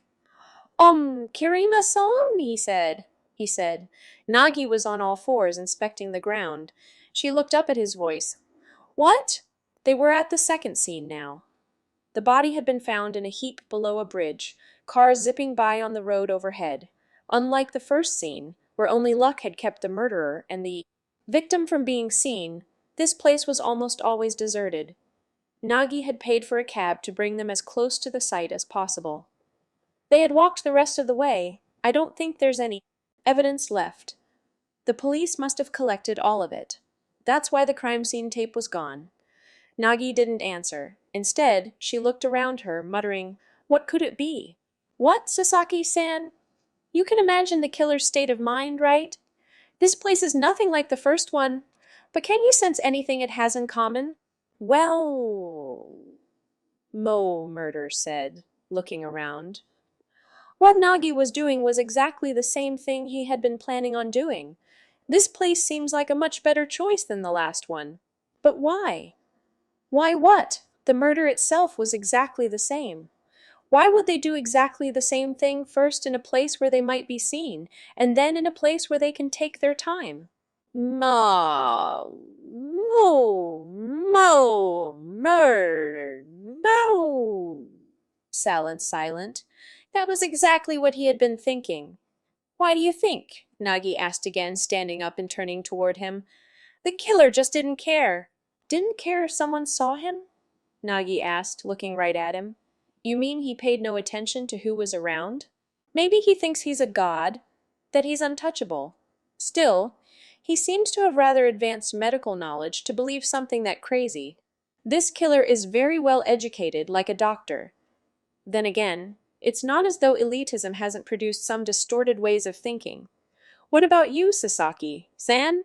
If you had a reason to extract the contents of someone's skull, would you care if someone saw you?" Me. He started to think about it, and then it hit him. Nagi was glaring at him. Mo Murder finally realized what she was driving at. She suspected him, too. She was interrogating him. Pure reasoning might have been based on the notion that the killer always returned to the scene of the crime, but either way, she clearly suspected that Mo Murder might well be a killer himself, and she was bringing him with her, watching him to see if he would slip up. "I doubt it. I said earlier that I might understand, but if it were me, I'd hide the body somewhere and take my time. I'd be afraid of getting noticed." "Afraid of the trouble that would cause," he answered honestly. "Afraid?" Nagi whispered, looking away. "Afraid," she said, looking around. "The killer wasn't afraid at all, you mean?" "Not afraid. Not scared. No fear. Fear? Where have I heard that before?" She was muttering to herself now. She folded her arms, thinking hard. "Are you onto something?" Mo Murder asked, but she shook her head. "Nah. Next one." The third scene was in a back alley and was still sealed off. Police were everywhere. 2 weeks had passed since the murder, but the investigation did not appear to be getting anywhere. "We can't get in," Mo Murder said, watching them from a distance. "Sasaki-san," Nagi said suddenly, "you ever pick up a girl?" "Ha! You know, start flirting with a complete stranger?" "No, never. There's a first time for everything." "See that girl standing over there? Talk to her," Nagi said, pointing at a high school girl standing perfectly still outside the police blockade. "What about?" "Just do it. Tell her you want to talk. Bring her this way." "Ha!" He didn't know what she was up to, but Mo Murder did as Nagi asked and went over to the girl. Are you?" The girl jumped and spun around. "What?" "No, Mo Murder stammered. She looked like a frightened rabbit, and he had no idea what to say to her. But he awkwardly managed to ask, "Why are you standing here?" The girl didn't answer. She looked tense. "Do you have something to do with the girl who was killed here?" He tried. "Look, I'm not anyone to be afraid of." That was a complete lie, but Mo Murder said it anyway, all the while wondering just what in the hell he was doing. "What you want?" The girl asked at last. We're looking for the killer, too. Mind talking to us?" Nagi's voice came suddenly from behind him. Mo Murder jumped. How long had she been there? But the girl's eyes brightened at once. "The killer?" she asked. Mo Murder was even more surprised. The girl's name was Rika. She was a friend of the girl who'd been killed. "How old are you?" Rika asked Nagi as they sat down in a nearby cafe. 26? Nagi said without a moment's hesitation. Mo Murder almost fell out of his chair. You look so young. Less than 20, Rika said, not doubting her in the slightest. I get that all the time, the 14-year-old lied smoothly. Once again, Mo Murder was amazed by Nagi's self-possession. You said you're an insurance investigator? Investigating?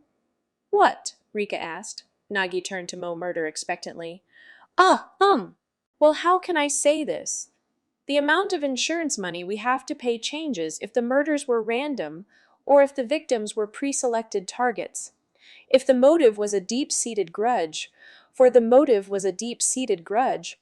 Example. These were not words his false identity was likely to say. He was making it all up.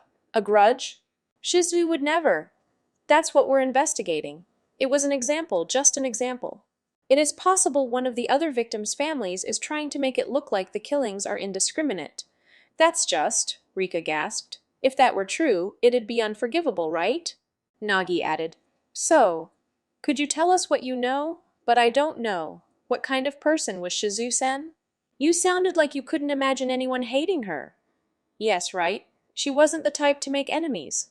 Really? She was outgoing? Mo Murder asked. Rika nodded. Cheerful, considerate, occasionally a little strict, but that was just because Shizu was so strong. Nagi frowned. Strong? Strong how? Oh, I don't mean she was muscular or got in a lot of fights. Just, how can I describe it? Her feelings were very direct. She was strong mentally. She could be relied upon. Yes, that's right. Strong. Strong, Nagi muttered, lost in thought. Mo Murder had no idea what she was thinking, so he continued to question Rika on his own. Did she spend much time alone? No. No more than anyone else, at least. So she just happened to be alone the day she was attacked. I guess, Rika said, tearing up a little. If she'd been with her friend, she believed, she might still be alive. This flustered Mo Murder. He had no idea what to do with a crying girl. When someone died, the people they left behind would mourn, so he tried not to think about that. Knowing this as an assassin was a constant source of pain. He quickly changed the subject. Was she a leader? Did a lot of folks follow her? He asked, glancing at Nagi. He was certainly following her. No, she wasn't like that. It was more like, if everyone was planning on going to one place, and she wasn't interested, she would say, I'm out, and head home on her own. Like that. I see. That sounded like something Nagi would do. Were all the victims the same type as Nagi? If that's true, then Nagi might be on the killer's list too. Mo Murder found the thought. Made his blood boil.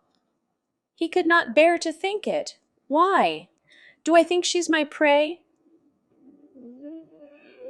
Do I not want anyone else to have her? It baffled him. Something wrong? Rika asked. Before he could even shake his head, Nagi jumped in. So Shizu was not the type to be easily scared? She asked pointedly. No, Rika said, a little overwhelmed. Did you ever see her scared? And no. Now that you mention it, never. What's she asking? Mo Murder had no idea what she was driving at. Then, if she were to be afraid, what might scare her? I couldn't begin to imagine. So she was that strong. Yay, yes.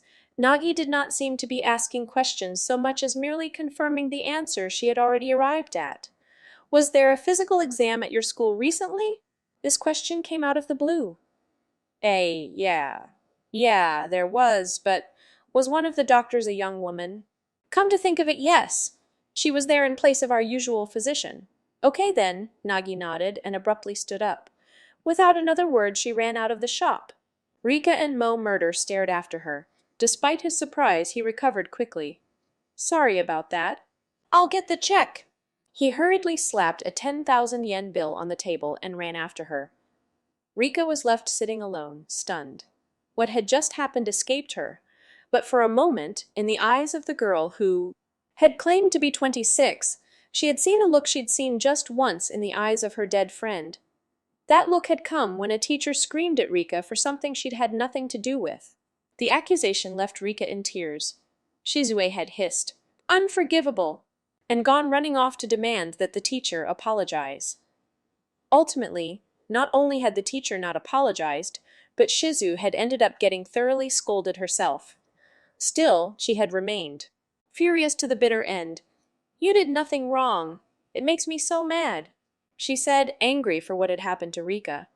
When she went running out of here, her eyes were just like Shizu's, like she was angry in the dead girl's place, unable to forgive the horrible things done to her. "Hey, wait for me!" Mo Murder called, barely managing to catch up with Nagi. He grabbed her shoulder. She turned back to him but did not answer. "What's going on?"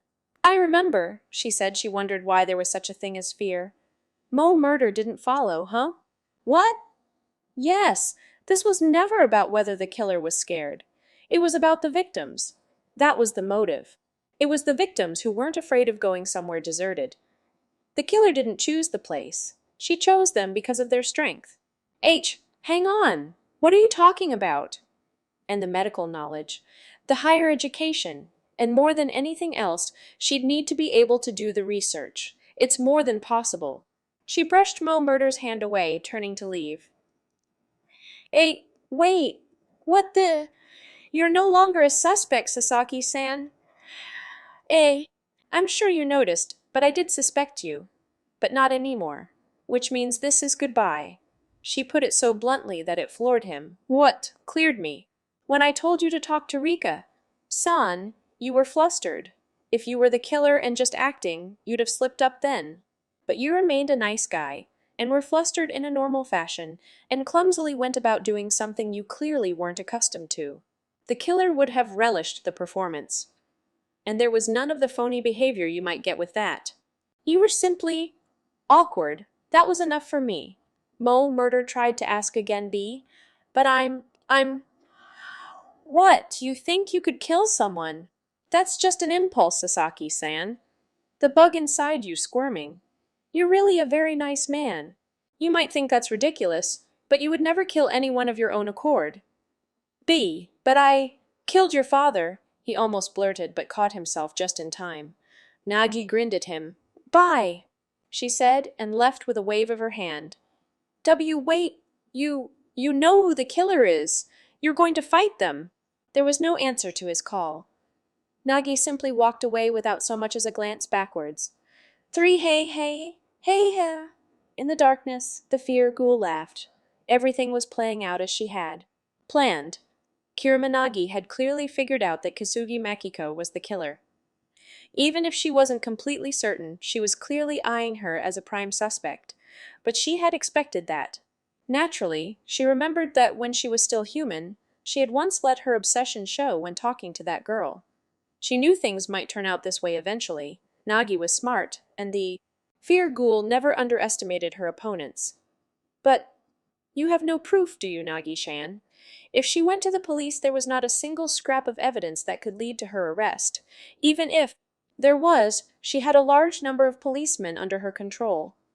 Nagi did not know that, but even so, judging from her personality, her sense of responsibility, she would come in person and alone. Hey, yeah! She was ready for her. It would not be long before that girl's incomparable strength would be hers to play with. Mo Murder followed Kirimanagi. It was easy enough. Nagi might be unusually observant for a child, but no matter how closely she paid attention, she was just a human. Mo Murder was an expert at hiding and tracking, and had been born to do nothing else. If he put his mind to it, he could follow anyone without their ever noticing. Nagi first went to an apartment building, presumably her home. Mo Murder had no way of knowing, but it was where Sakakibara Gen had lived. He had signed it over to her when he left Japan. She soon came out again with a bag over her shoulders. What's in the bag? Surely not a weapon of some kind. Given Nagi's track record so far, it seemed like a distinct possibility. She might really be planning to fight the killer in person. "Fool! What you're about to fight isn't even human," he longed to tell her, but from a mission standpoint, allowing Nagi to draw the killer out would give him a distinct advantage. From that standpoint, what she was doing was ideal. But, damn it! Mo Murder found himself tortured by anxiety he did not fully understand. Nagi jumped aboard a touring bicycle and sped off at a speed rarely obtained without a motor. She even had her helmet on, such a well-prepared young woman. Where is she headed? Following behind, Mo Murder desperately tried to determine how Nagi had figured out the killer's identity. No matter how he examined the evidence, he still had no idea who was behind the murders. Perhaps Nagi knew something he didn't, but he had been with her the whole time. He was an assassin, an expert at investigation, and yet he had not grasped even the slightest hint at the identity of the killer. She said the motive was key. He did not understand what she meant. Come to think of it, despite all the people he had murdered, he had never once thought about why people killed each other. There's a bug inside you. The bug inside you squirming. Nagi's voice, and the voice of the boy he had killed, echoed together inside his skull. What bug? Everything about those two was different, but they had said almost the same thing. He did not know it, but one of Kirimasichi's books, When a Man Kills a Man, contained the following words: humans do not possess a single, focused will. In their hearts they have countless bugs, buzzing in all directions. There are times when all these bugs pounce on the same food, but when they are focused on different desires, people take actions that can only be described as incoherent. Both of them had taken the phrase from that passage. Why? Why? Nagi sped through back roads, reaching her destination almost completely unseen. Once again, Mo Murder was surprised. This was the hospital where Nagi had once stayed, and where he had attacked the Toa organization traitor Scarecrow.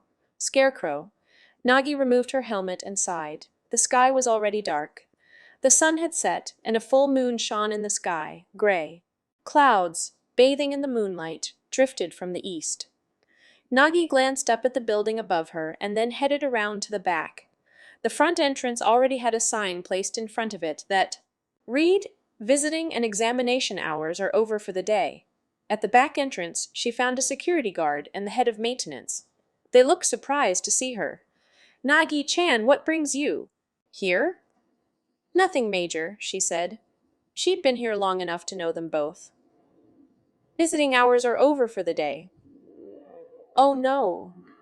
I'm supposed to meet Dr. Kisugi. You mind calling her?" "No problem," the guard said, picking up the phone. "Ah, Dr. Kisugi. Kirima Nagi's here, says she wants to talk to." "Oh yes. Okay, absolutely. Nagi-chan, go right up. Thanks."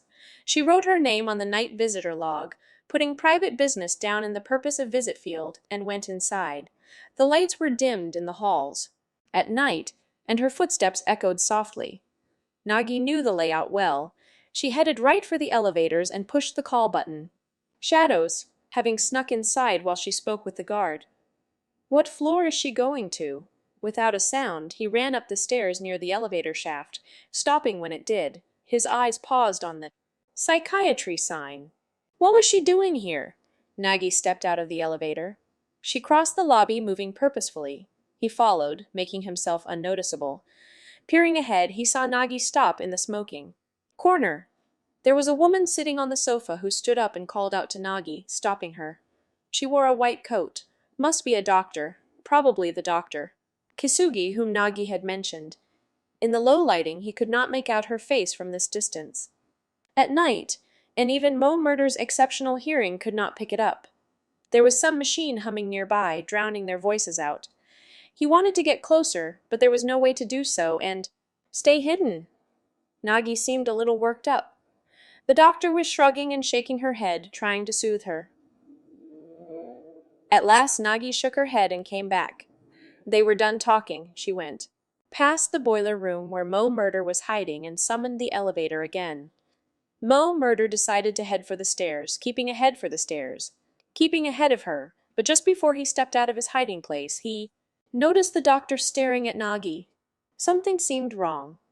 With her watching, he couldn't leave. While he hesitated, Nagi stepped onto the elevator, and it began to descend. At last the doctor looked away. But what she did next was even stranger. She ran to the window over the entrance and opened it. She leaned all the way out and stared down at the ground below. Then she came back to the smoking corner, bent over next to the sofa and reached underneath it. When he saw what she pulled out, Mo Murder was stunned. It was a rifle. She assembled it quickly and then carried it back to the window. She pointed the barrel downward, aiming carefully. At who? Not at Nagi. Any second now, Nagi would be leaving below that window, heading for her bicycle in the parking lot, right past where the doctor was aiming. But if she uses a gun here, someone will notice, he started to think, but his experience as an assassin soon told him that this was not the case. For example, what if the gun was firing tranquilizer darts, shaped like small hypodermic needles? Nagi would collapse if one hit her. The guards would come running at the sound. When they lifted her up, they would see the needle lying next to her, but those were hardly unusual in a hospital. They would ignore it and take her inside to the emergency room. And the doctor who would come to look at her. She could pull this off. There were countless ways to kill people. Mo Murder knew that better than anyone. He could see the doctor's face in the moonlight. Her lips were twisted, smiling. When he saw that, Mo Murder felt like a steel pole had been rammed through his chest. Ack! Why had Kiriman Nagi, who had only known him a few hours, told him with such confidence that he could never kill anyone of his own accord? He had killed countless people.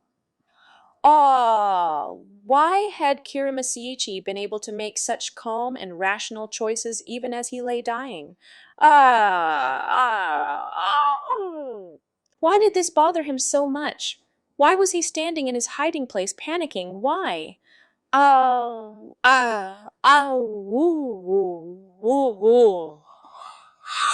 He screamed and threw himself toward the doctor. Mo Murder was on her before she even turned around. He thrust his knife deep into her midsection. It was a fatal blow. Damn it, his orders were to identify the killer. Killing her was secondary. But he had done it anyway. He looked up into the doctor's face and lost track of what he was thinking. Eh? He knew this woman's face. Woman! She didn't look like a woman. She looked like a girl, about 18. And she was grinning at him, even with his knife buried in her. A grin filled with murderous fury. Consider this revenge for Scarecrow, said the Toa organization's synthetic human, Pigeon, as she coughed up blood. She grabbed Mo Murder's body, holding him immobile. Mo Murder quickly tried to turn around. But he was too late. Someone else was coming swiftly up behind him soundlessly. Unable to dodge, an overhand blow struck Mo Murder from behind, splintering his spine, pulping his organs, and bursting all the way through the other side of his body. Gah! Gah! He just managed to turn his head and look behind him. Kisugi Makiko, someone whom he had never met, stared down at him with a look so haughty it was no longer human, but that of an all-powerful god. Hello, Mo Murder, son. And goodbye, Fear Ghoul said coldly, and swung Mo Murder's body into the air, tossing Pigeon away across the floor. Then she flung Mo Murder out through the open window. As he flew through the air, all Mo Murder could think about was the boy he had killed, and his sad face. I warned you, didn't I? And then he hit the ground. Kisugi just went downstairs, the young female doctor said when Nagi went to see her. She went outside, where Kisugi Makiko should have been, but there was no one there. Her guard down. Her body was tense, well aware that this might be a trap. Though she was alert, what actually happened was still able to stun her. Someone fell from above, right in front of her. He hit the ground, bounced once, and did not move again. A pool of blood formed under him. He was not bleeding because of the fall. There was a huge hole already opened through the middle of his body. And his face. Sasaki-san? Nagi tried to run to him, but someone else hit the ground in front of her. However, this person did not fall. Instead, she had jumped. The person landed from more than 10 meters above, with no damage to her legs at all. Upon landing, she stood upright easily. No human could do that. It was Kisugi Makiko. Nagi gasped, and the Fear Ghoul grinned wickedly. Sorry to keep you waiting. Nagi-chan, she said, waving her hands as if declaring her innocence. But her hands were covered in blood. The victim lying behind her explained where the blood came from better than any words. Nagi could feel cold sweat running down her back. Four? A scarecrow and a pigeon? Not the best couple. It's crows that can't stand scarecrows, not pigeons. Ultimately, it must have been love. Pigeon only knew Scarecrow through work, but she loved him. Very much she did not realize what that love had meant until he betrayed the TOA organization and was killed. Taking care of Scarecrow's office and apartment had been left up to her, and she had cried the whole time. And she had cried the whole time. Times she cried so much she wasn't even sure why she was crying. The loss was so overwhelming, she feared that if she faced it directly, she might go mad. Looking back on it now, that might have been a better choice than the one she made. Still, she remained alive, and carried out her duties as she always had before. She was able to do that, but she could not shake the grief. She could not bear the thought that Scarecrow's death had, ultimately, had no real effect on her life. She had loved him so much. When her duties required her to contact Mo Murder, the very man who had killed Scarecrow, she felt a fiery anger boiling over inside her. And then, that woman appeared. "I know how you feel," she said. "That's why I'm going to give you a chance." She asked what the woman meant. The woman laughed. "Is it not a beautiful thing to die in pursuit of revenge?" she asked. She was terrifyingly good at getting what she wanted by working her way into the weaknesses in people's hearts. Pigeon had done as the woman said. She had acted as bait, drawn him to her, and used her life to prevent Mo Murder from dodging the woman's attack. And indeed, she was now dying. The cold hospital floors were sapping all the heat from her body. The world seemed so very cold, and was gradually going dark. Yet Pigeon did not regret what she had done. She had taken the side of an enemy of the TOA organization. She was just like him now. She felt completely at peace. Her face could no longer form expressions properly, but there was an approximation of a smile forming on her lips, because there was a shadow standing before her. Ah! The shadow wore a dark hat and cloak. It looked less like a person and more like a stovepipe. Scarecrow. "You came." If she had looked closer, she would have seen that this shadow was shorter than the man she had known, and that its shape differed from his, but she was beyond the ability to make such distinctions. The shadow said nothing. "Tell me, Scarecrow, will I— to heaven?" she asked the shadow, utterly at peace. But the shadow answered firmly and rather coldly, "No." "You're going to hell." She was shocked and briefly stunned. "But soon. Of course I am. Just like you," she nodded, smiling what must have been the most beautiful smile she had ever produced. All of that happened in her mind alone. Pigeon's expression remained exactly as it had been the moment she'd been flung aside. Her neck was twisted and did not move. She lay on the floor with her limbs thrust out askew. She never once moved, never once responded. A shadow looked down at her. It was the only thing that remained just as it had been in her vision. Black hat, black cloak, a strange, inhuman silhouette. The shadow stared at the corpse for a moment longer, but then it turned and was gone. Nagi's reaction was frighteningly fast.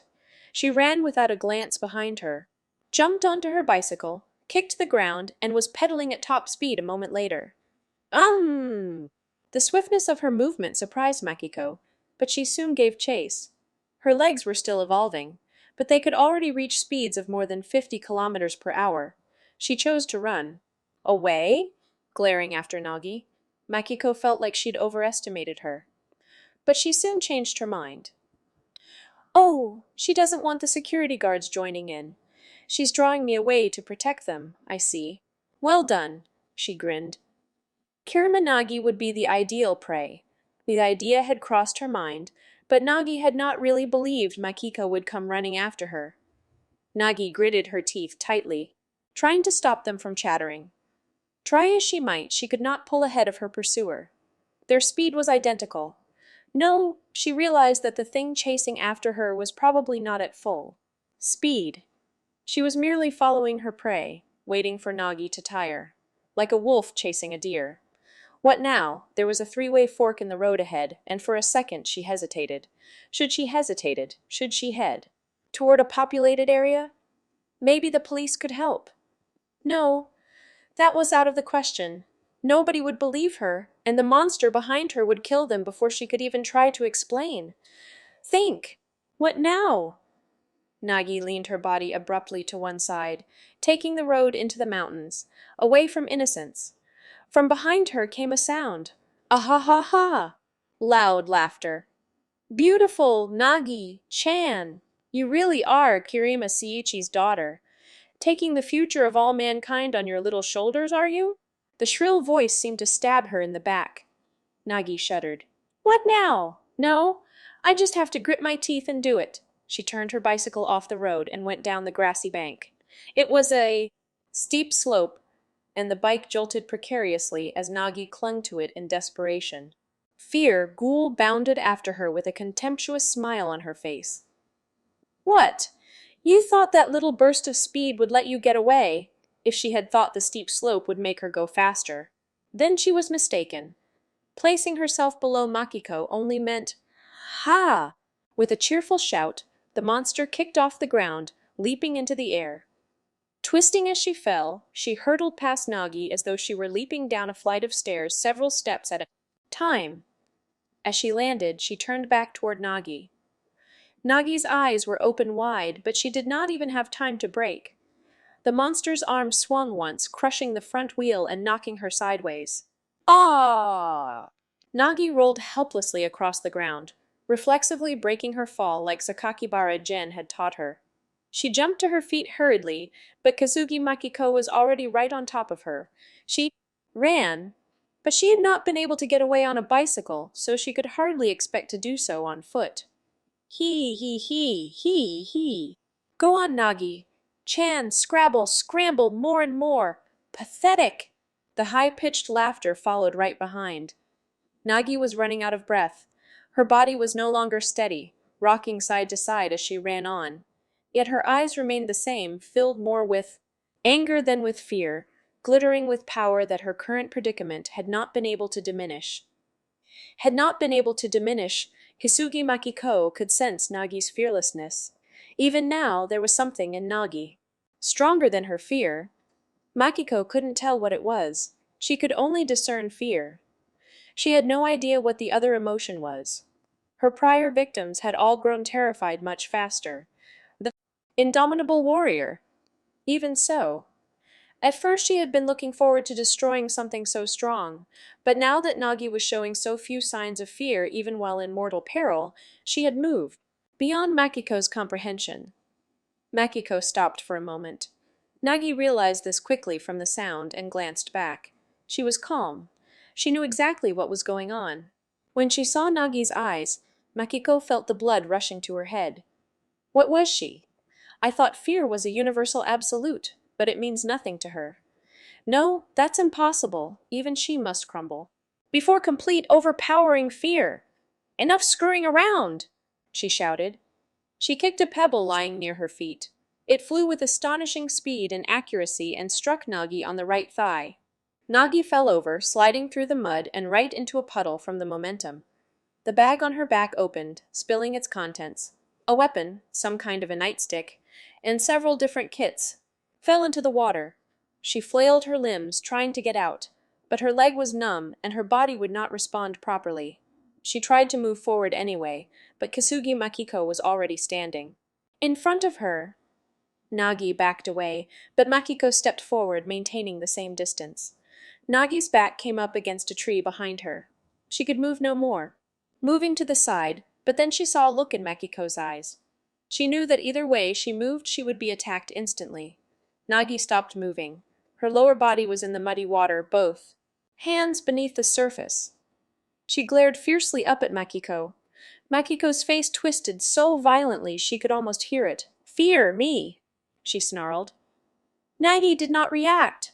I told you to fear me. Scream, cry, beg like a pathetic worm. Panic. Makiko shrieked hysterically. Nagi's expression never changed. Makiko's scowl grew deeper, but then she had an idea, and her grin returned. Oh, right. Didn't tell you about Sasaki. Masanori yet, did I? Nagi's cheek twitched. When she saw that, Makiko gave a satisfied nod. You may not have known it, but he wasn't human. He was like me.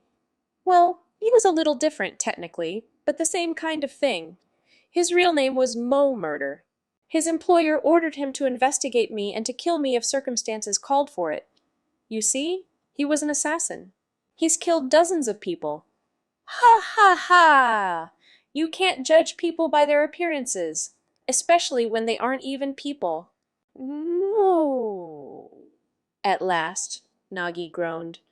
You think I'm lying. Ah, too bad. It's all true.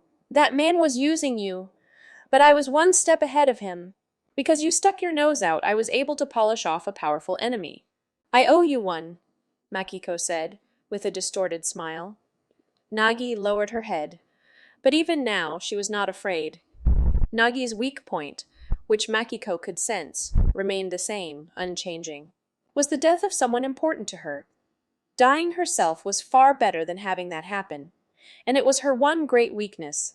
That's why Makiko was so annoyed. This left her with no real way of getting at Nagi. Was Sasaki Masanori important to Nagi? That hardly seemed likely. He was a stranger, someone she had just happened to run into, but it must have damaged her a little, his betrayal. More than anything, probably. Nagi might not be scared yet, but she was rattled. I'm going to turn Sasaki Masanori, San, into the serial killer. Instead of me, of course. Pigeon already placed all the evidence needed in his house while he was out looking for me. Ha ha, he was an assassin after all. It won't hurt him any to add a few of my murders to his list. You may think you're some sort of hero, but you were played like a piano by a killer. How pathetic! Everything you tried to protect was an illusion. There is only one absolute in this world, fear. Her voice grew stronger. Nagi's head was down. She wasn't moving, but she was whispering something. But, what? Makiko stepped closer. Not that I'm not scared. I'm just, she couldn't quite make it out. Makiko stepped even closer, her face right next to Nagi's. What? I can't hear you. I'm just worried. Worried? About what? That it'll fail. Her voice was very weak. Fail? What will fail? Well, this attack. Nagi roared. The arm she'd kept hidden in the muddy water thrust forward, clutching some sort of staff. It was one of the objects that had spilled out of her bag a moment before. Makiko reacted quickly. The weapon darted past her chin, touching only air. But she had not expected the attack, and it unbalanced her. Nagi's movement did not stop there. Nagi's movement did not stop there. With a grunt, she stabbed the weapon into the water. It was a stun rod that had been altered to remove all limiters, releasing extremely high-voltage electricity into the water where Nagi herself was sitting. A horrendous electric current shot through Makiko's body. The water they were in was no ordinary water. Nagi had spilled her bag deliberately, filling the small pool with materials that conducted electricity well. Ah! Makiko arched backwards as electricity ran up her spine. A shock more powerful than anything else she had ever experienced ripped through her body, while Nagi, on the other hand, there was smoke, rising from her here and there, but she was standing upright unaffected. She was wearing a custom-made insulated jumpsuit. Of course, if the current had traveled up the water covering her body and reached her exposed head, she would have died instantly. It had been quite a gamble. That's why I was worried, Nagi said, tossing aside the rod, which had shorted itself out. She pulled another one from her belt, extending it. Ungok. The fear ghoul groaned, flinging herself at Nagi. But a second later, Nagi's body moved like a piece of paper carried by the wind and swept the fear ghoul's legs out from under her. Nagi's hands only appeared to twist lightly. But with that, the overwhelmingly powerful monster spun in the air, crashing to the ground. The movement was less like karate and more like aikido. It was almost a sort of sleight of hand. The monster's body slammed into the puddle, and then Nagi zapped it again. She screamed without making a sound. It was clear which of them had won. Makiko could not understand what had happened. How? Why? Why? Why? What? And how had things turned out like this? How can this be. Her entire body was numb, her limbs flailing wildly, her electrocuted body unable to move freely. Why? How did? Nagi grabbed her flailing arm, twisting it at the joint. Why? She tried to struggle anyway, and then it happened. Snap! Like a dry twig breaking, the arm Nagi was holding tore right off. The force Nagi had been using knocked her over. But Makiko showed no reaction to the loss of her arm, just crawling away on her remaining 3 limbs, trying to run, faster than any human could. Possibly move. Wait! Nagi yelped, jumping up. But her legs were still throbbing with pain, and she toppled over again. As she tried to right herself once more, she heard a voice. "I'm surprised," it said. Nagi looked around. The person was close by. "I did not expect you to escape that danger on your own. I took too long catching up with you, but it appears to have turned out well enough." It was a strange voice, like a boy's, like a girl's, like both at once. "Who are you?" Nagi called out. But the person did not answer. "Leave the rest to me," it said instead, and was gone. And was gone. Her entire body felt numb. There was no pain from the ragged stump of her arm, just a vague sensation. She could no longer even remember who she was, as though her memories were covered in mist. She had met something utterly terrifying. Something very frightening had happened to her. She remembered that much, if only because she was now running. Running away from it. Yes, but away from what? Her confused mind could not remember. She felt like she had once had a grand purpose. But that purpose was now far, far away. The powerful electric current had destabilized her evolving body. What had once been growing rapidly was now disintegrating at twice the speed, but she couldn't even tell what was happening. For a moment, the waves had crested, but then they passed by, the current washing past her, into the distance. Gone forever. There were little popping noises all over her. Body as parts of it started breaking down. Still, she did not stop. She could not stop. She was scared, terrified. It felt like everything in the world was after her, and she was trembling violently, her teeth chattering. Eek! Eek! Tears poured down her face. What had she done wrong? How had this happened to her? She could only assume that everything had been wrong. She felt that just being alive had been a mistake. If she was going to be this scared, this frightened, then she was better off never having been born. Why was this happening to her? Why? She heard something in the distance. It was a strange sound, bright yet somehow lonely. It was the sound of whistling carried on the wind. It was the sound of whistling carried on the wind. Impossible to determine its source. She looked up. She'd heard that music before. A proper fight to the death? Like a duel? Those words floated across her mind. Words she had said herself. When had that been? Who had she been talking to? She couldn't remember. But she knew there was at least one reason why she could not afford to be afraid. Yes, him. He was here. I have to fight with him. We promised. No remorse, no time for fear. I have to face him down. Aha! The smile was back on her lips. Aha! Ha ha! Ah ha ha ha ha ha ha! She stopped running and turned around, facing down the entire world. I'll take you on any time. Come at me any way you like. Her voice was very feeble, barely able to claw its way out of her crumbling throat, but to her ears it sounded proud and haughty. From behind her came the response, I will, even as the voice spoke. There was the sound of something slicing through the air. She tried to turn around, but suddenly realized everything was already spinning. The sky, the earth, her own body, everything around. Her, she could see her headless body crumpling to the ground. But if she could see that, then that meant, As the world spun, she saw a shadow flit across her field of vision. The shadow wore a strange, asymmetrical expression, like it was smiling, like it was crying. That was it. The microfilament wire snaked out at the speed of lightning, cutting Kisugi Makiko's head clean off. It spun through the air and fell to the ground. 5 when Nagi returned, Mo Murder was on the brink of death. His wound was mortal, but he had lived for several minutes despite that. a testament to the strength he had been given. Like Makiko said, he was not human. Despite his inhuman power, there was no saving him now. Sasaki, Nagi said. Any last words?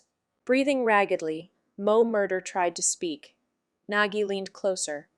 I'm glad you survived, he said, the bug. Isn't that bad? That was all, she said reflexively. She looked behind her. A strange figure in a black hat and cloak stood there. It was the one who had spoken to her earlier. What do you think that means? No idea. But if he says it isn't bad, then that's all you need to know. He seems to have been satisfied just knowing you're alive. Isn't that enough? Nagi couldn't tell if the figure was a boy or a girl. It seemed about Nagi's age, but she couldn't be sure. There was white makeup and black lipstick on its face, I suppose. You followed me all the way here, but why did you finish off Kasugi Makiko? You were the one that defeated her. I'm not so sure, Nagi said, scowling. I feel like this whole affair was a train wreck. Not one thing went right. Not everything does, the cloaked figure said, oddly confident. It was a strange manner of speech, expressing conviction without reason. What do they call you? You mean my name? What else would I mean? Fair enough, the cloaked figure said, thinking about it.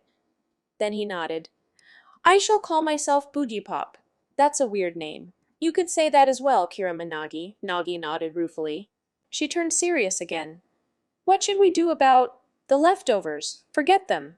Someone else will clean up, Boogiepop said, disinterested. Nagi glared at him, but he just shrugged. There are forces at work behind this. Major ones. Leaving things to them will cause less trouble, he said calmly. That did seem to be true, Nagi thought. So, Sasaki? San will be the killer. If the world knew a doctor was behind it, there would be panic. All the patients she treated would be looked at with suspicion. And I doubt Sasaki. San would want that. He would have been happy to take the blame. Anything for you. Nagi did not look satisfied. What went wrong? She muttered. What terrible thing had happened that brought all this to pass? Must be the bug, Boogiepop said. Nagi looked up. The world is not moving unrelentingly in one direction. It moves in all directions, like a swarm of bugs. Sometimes they make one unified motion, but other times, like this case, the movement simply collapses, without ever resulting in anything. That is all. Then what should I do? Nagi asked, her voice tight. How can I stop this from happening again? What can I do to make things turn out better? Boogiepop frowned. You intend to try again? Nagi glared at him. Is that a problem? No. But if that's the case, then this is not goodbye, eh?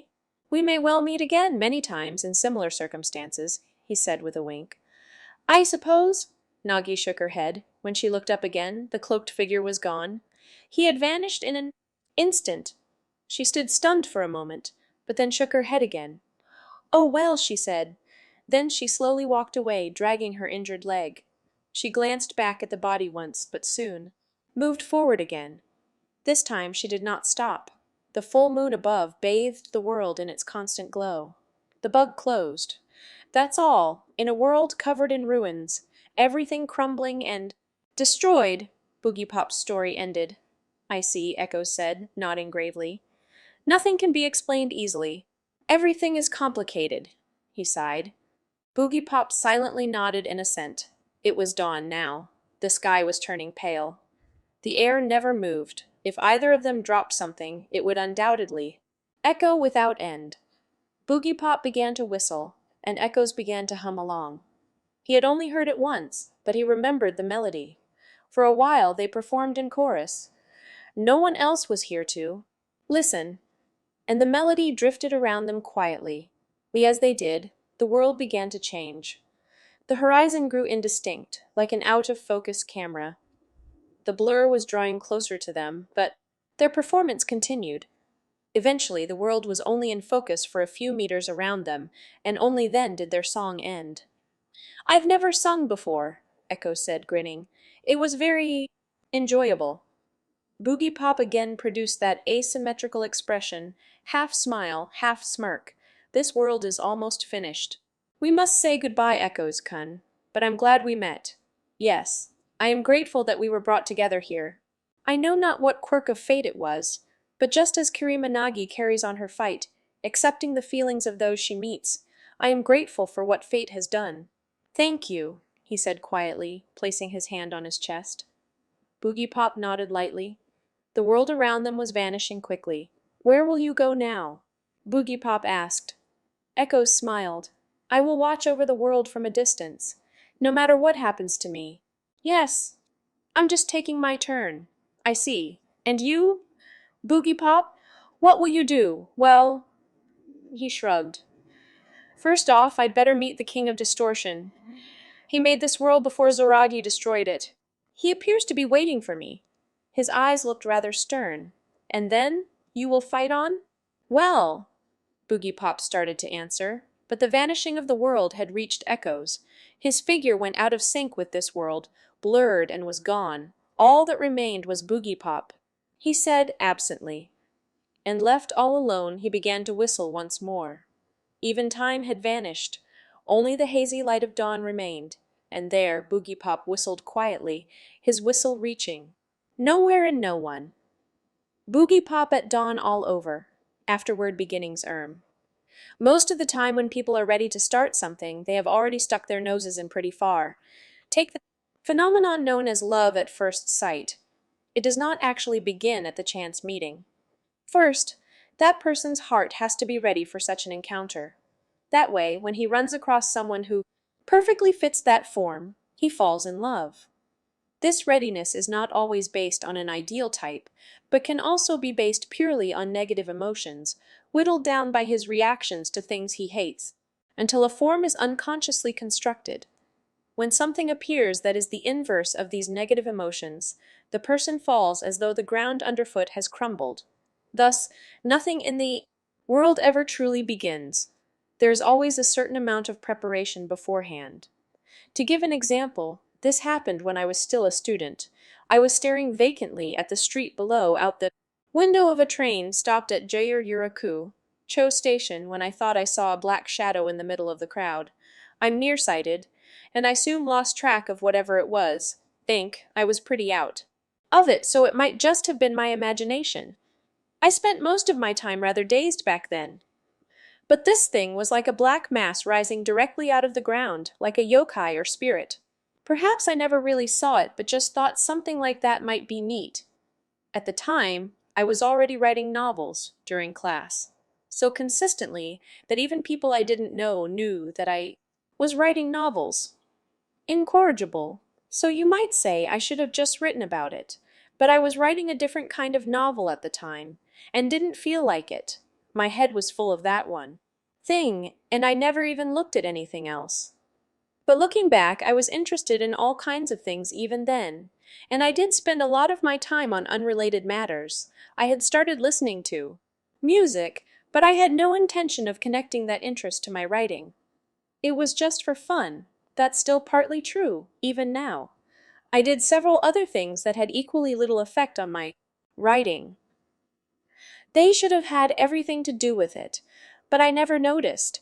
And the shadow I saw out the window of the train was just one tiny piece of this. So when I did decide to write about it, all the preparations I needed to write about it had already been made. I don't really know how.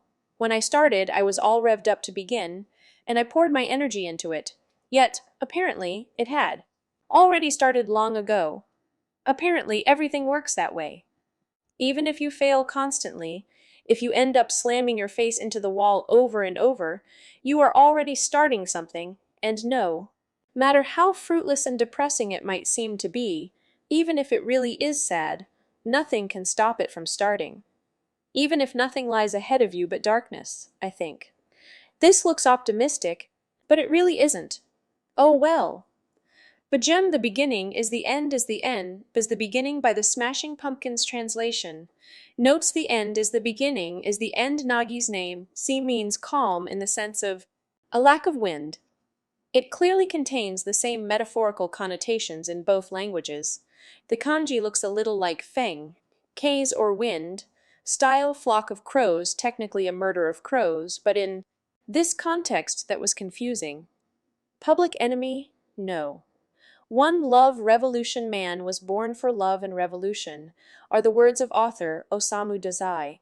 They come from his novel Shayo, The Setting Sun. Green Mijukumano, an inexperienced person, literally means unripened. Child is the father to the man in keeping with Kadano's tradition of musical references, an album title by Blood, Sweat, Tears. A discovery made because that was how I was able to trace it back to the English expression. A 3-year-old soul lasts 100 years, the Japanese expression Mitsugo no Tamashi Hayaku. Made, translated fairly literally, but with an eye on preserving the actual meaning. Another translation is, "What is learned in the cradle is carried to the grave." The Piper at the Gates of Dawn reprise, "I'm just taking my turn, Anohito no Kawari ni," is literally, "in place of that person." It is unclear who Echoes is talking about. Piper Wakyoku is translated literally as the King of Distortion, but it appears to be a quotation from the Japanese translation of the lyrics to Stairway to Heaven. Apparently, that's how some poetic translator chose to render Piper.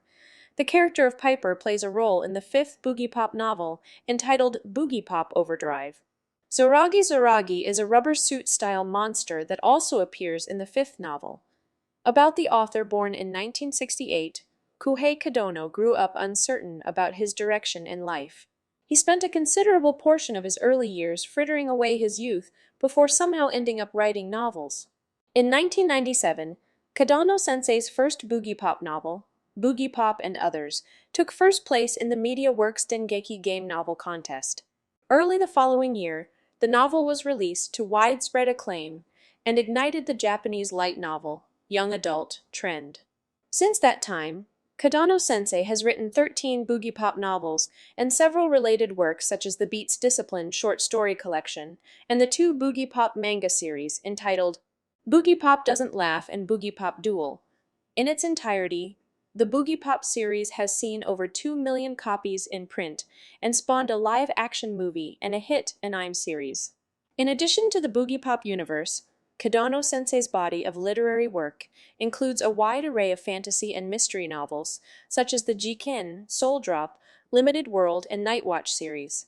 About the illustrator born in 1970, a native of Osaka, Kuji Ogata spent his early 20s struggling to get enough credits to graduate from Osaka Design School.